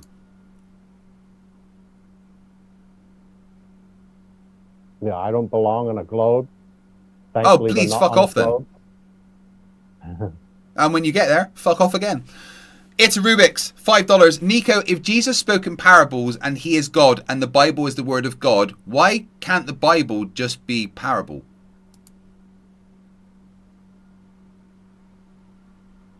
If that's how you want to perceive it that way, parable away. Icy Spin says, Globey, why was 6 afraid of 7?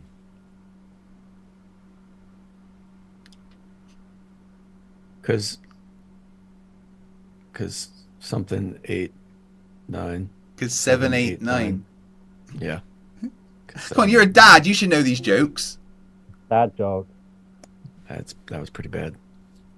Look, but finally a question for me. So I know, I'm sorry about that. Please tell me, Globey, that every time one of your children say to you, I'm hungry, you respond with, hi, hungry, I'm dad. Right? I don't, but I'm going to now. Yeah. Usually I respond with, but you didn't eat your goddamn dinner. Of course you're hungry now. It's bedtime. That's usually... Yeah, bedtime, but I want to eat. But I need a 4-course meal now. Bob, $5 says, if Nico doesn't believe in the Big Bang, is it because he prefers the big sodomy? Budumch. Retired with their first super chat. Thank you very much. $5. Rosie, $5. King Nico will be the first person in history to win a Darwin Award just by sharing his opinions. Oh, dangerous, yeah. Zakane, $5. Hang in there, Craig. It'll be over soon. You can do it. This was painful for my brain. Globey, why did you make me do this? Sorry. Retired, $5 says, plane flights that are non-stop and don't work on flat Earth. QFA 27, QFA 28, LAM 800, LAM 801, LAM 805, SAA 226. Yeah, basically all of them. Vincent Rue, €2. Nico, disprove gravity and fall up to the ceiling. No? Okay then. Andrea, density. Yeah, the density's around your brain, dude. Andrea Zeldich, a member for 7 months, says, I vote for 33 push-ups. Well, we'll see how many me and Nico can do in a minute. Dihydrogen monoxide, £10. The last time I was on a plane, I took a picture out of the window at an altitude of 12 kilometers. And when I get home, I put a straight line over it and measured a curve of a few pixels. Why is that?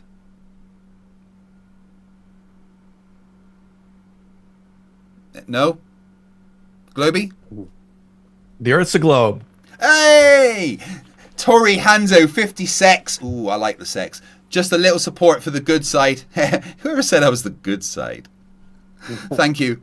Retired, third super chat says, under your dome, is it possible to have hundreds and hundreds of high and low pressure systems? Nico? Well, that's what we have and live under. So clearly, yes, we do. Yeah, but how? Because we're in an enclosed system. Yeah, Gas so how is there contained. hundreds and hundreds of high and low pressure systems sitting right next to each other? Because gas goes from high pressure to low pressure, right? Without a container. Yeah.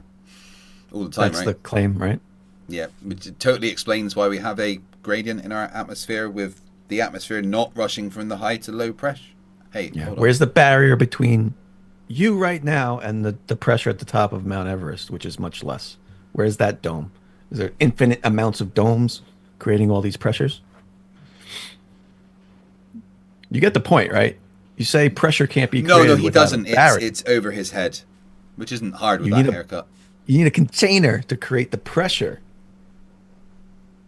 Otherwise, that pressure would go from high to low. It would escape, right? But all around you right now, there's high and low pressures, and they're not moving. If I go 20 feet up, the pressure's different. It's less. If I keep going up, it gets less and less and less. Where are the barriers? Why doesn't the pressure here escape into the lower pressure above me? It's domes all the way down. Infinite dome theory. Zoomy Tomato $2 says Nico didn't even get halfway through that article. No, or the Bible. Bob $2. Queen Niko Alexandria is obviously a Freemason. Well, clearly, look at her. Icy Spin $2. Could a blowjob just as easily be considered an S job, a suck job? Yeah, I don't know why you call it a blowjob, because that's not how it works. Lord Luminous Pooh, $5. You know, I like to tell dad jokes, and sometimes he laughs. Guys, thank you very much for the support. It's an incredible amount of super chats today. I really do appreciate it. Thank you very much to the two people taking part in this debate today. Well, one of them did. Globey took part, and Nico just looked silly. So thank you very much, guys. Globey, what have you got coming up on your wonderful channel and TikTok? I have absolutely nothing coming up, but I go live every Monday night, so give me a follow. What I enjoy doing when I have nothing scheduled like this is just jumping on TikTok, and I find random flat Earth lives, and I just go into the lion's den. So usually that involves me arguing with six or seven of them at a time, which turns into a complete shit show. But that's the beauty of it. So if you like shit shows, once in a while I'll be doing that. So come over and watch that. And obviously more scheduled debates and stuff coming up. Yep, that's it for me. Give me a follow. Awesome. Appreciate Thank you it. very much. The link to Globey is in the description. Nico, are we going to do a push-up competition then? Oh, God. I'm so hungry right now, so I'm like low on energy because I'm starving. The excuses. I'm down. I've been I'm look. I've been sub 1,200 calories for several weeks. How do you know food gives you energy? Would that be science? So can I just say I win then, because you're not going to do it? Yeah. Okay then. So All right, Craig wins by default. Wait, hold on. No, I'm down. We could do something. So do you want to arrange a time to do a push-up competition? Well, we're not doing it now. If you want to do it now, if you're ready. Might as well just do it now. Get it over and done with, right? Go on then. Tilt your camera down. We'll see how many push-ups we can do. Oh, jeez.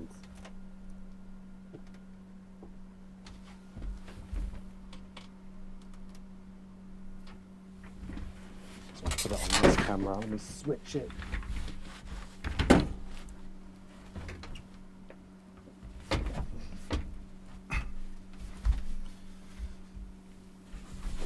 Okay, if I can get my slippers off.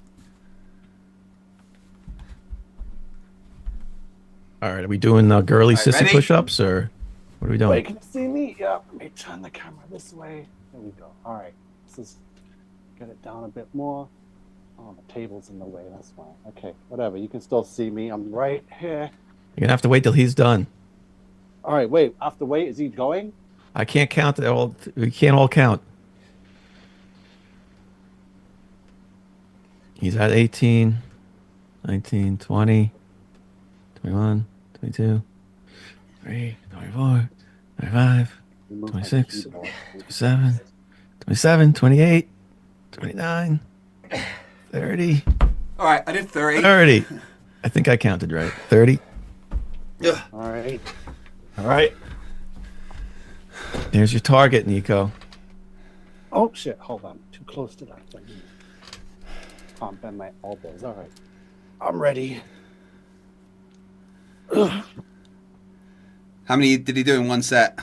4, 5, 6, 7, 8, 9, 10, 11, 12, 13, 14, 15, 16, 17, 18, 19, 20. Slowing down. 21. 21. 21. We got I you. did 30. Oh, I don't know if the breaks count. Breaks don't count. Yeah. 23. What up? I'm good. Wait, I won. I did 30. Way. Oh, man. Yeah. Lost the debate and the push-up challenge. No, I won the debate, but you can What a take the disappointing night. Well, I'm going to be popping over to Matters now for joining a bit for the after show. Thank you very much, both of you, for coming on. I do appreciate it. Make sure you subscribe to Globey McGlobeface, and you can look up Nico if you want to. But who wants to, go and watch someone who loses a push-up competition and a debate on the same day, right? Well, thank you very much, guys. I will speak to you soon. Man, thank you. Yep, it's been great. Thank you. See you later, Globey. See you later, Nico. Take care, guys.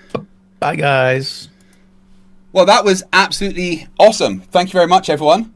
Like I said, I'm going to briefly pop over to Matters now and join their after show for a little bit. But I want to say thank you very much for watching. Thank you very much for supporting. Thank you for just being the amazing crowd that you are. You make my life incredible. I never thought I would be in the position that I am. And I just want to thank you all for doing what you do. Now, I don't have an outro because my hard drive is broken and it's all on there. So I'm just going to dance and sing for you. Ready? Fight the flat, fight the flat, fight the flat, fight, fight, fight, fight the flat, fight the flat, fight the flat earth. Thank you very much for watching, everyone. I love you. Hi, my name's Nathan Oakley, and I have been lying to people about the Earth being flat for a lot of years. I did this to hide the fact I have a small penis. I'm a dumb flat earther, and I don't understand.